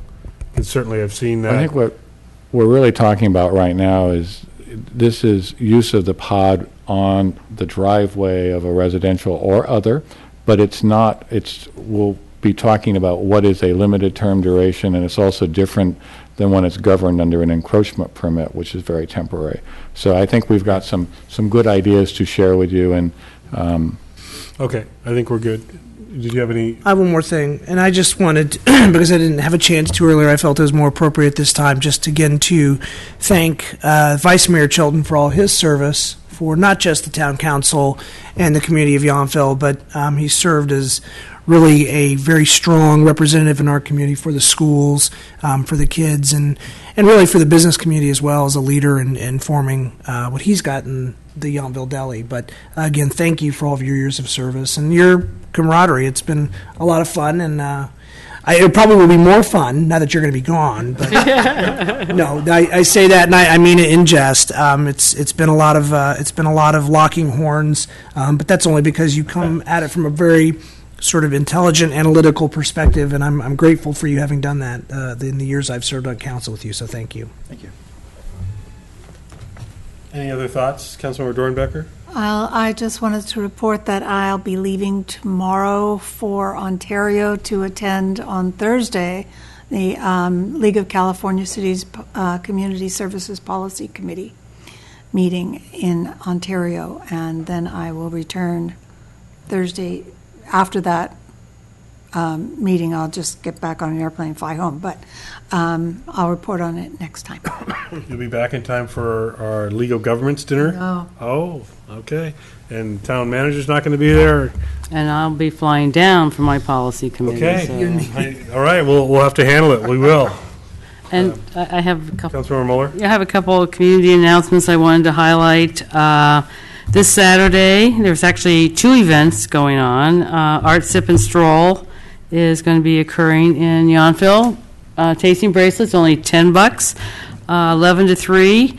And before that, if you want to hit both events, the Hazardous Household Waste event is up at the Recycling Center behind Rutherford Grove. That's from 9 to 3. So if you get up early, you can go get rid of all your hazardous waste and then come back and sip and stroll. All on the same day. And then April 17th, in celebration of Earth Day, we're going to have, you can bring all your papers, confidential materials, anything that we can cram in the shredder, and that thing can chew up a lot of stuff, at West America Bank. This is Friday, April 17th from 2 to 4. And we're having an e-waste event at the same time. So anything with a cord, come to West America Bank on April 17th at 2 o'clock. And people get there early, so. We're always It's early. like camping out for Grateful Dead tickets. It is, almost like that. Councilmember Hall, you had... Yes, I'm sorry. I forgot to report. I believe Saturday is the Yountville Crossroad cleanup for the Kiwanis. And do you know what time that starts, Town Manager? 9 o'clock. 9 a.m. So bring your grubby clothes and all the volunteers you can. We're going to clean up the crossroad. And if you find any hazardous waste or electronic... Yeah, call me We'll take and it- I will get it up there. And we'll sip and stroll down to the hazardous waste drop-off. Okay. I did also, I neglected to bring this up, and I don't know how I missed it, but here it is, it's sitting in front of me. Several of us attended the 131st Founders Day up at the Veterans Home on April 1st, and Undersecretary Diane Vanderpot was there. Representatives from our state legislators were there. Let's see, Councilmember Dornbecker was there, Councilmember Mueller was also there. I think that was it from the town. No, town manager was also there, that's right. Sitting in the front row. And getting chastised by the Veterans Home Administrator for resolving our contract. Oh, yes, he did publicly.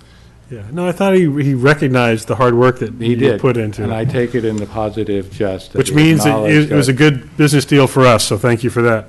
I did want to recognize, not only was that the first year anniversary of Don Baverka as the home administrator, but we were also, the town of Yountville was recognized by the Department of Veterans Affairs and Interim Secretary Debbie Ensley with this certificate of recognition. And I won't, we've had so many proclamations and readings tonight, I won't do that to you all. But a nice history of our 50 years of incorporation here with the town and the appreciation of the partnership that we have with our Veterans Home. So it was a very nice special recognition from the head of the CalVet, and it was reiterated by the Undersecretary in her keynote comments. She also had some very nice comments to say about the town of Yountville. So I wanted to remember that. Seeing no other business, we do have some closed session items here, I believe. So we will be adjourning into closed session on the 3 listed items. Is that correct, Town Attorney? We have no further update on Swank still, so the other 2 would be appropriate, the conference with real property negotiators and the conference with legal counsel anticipated litigation matter. And do we anticipate any reportable action? No, sir. Anticipating no reportable action, just so folks know that we will be adjourning after that session to our special meeting, which is 8:30 on Monday, the 13th. So with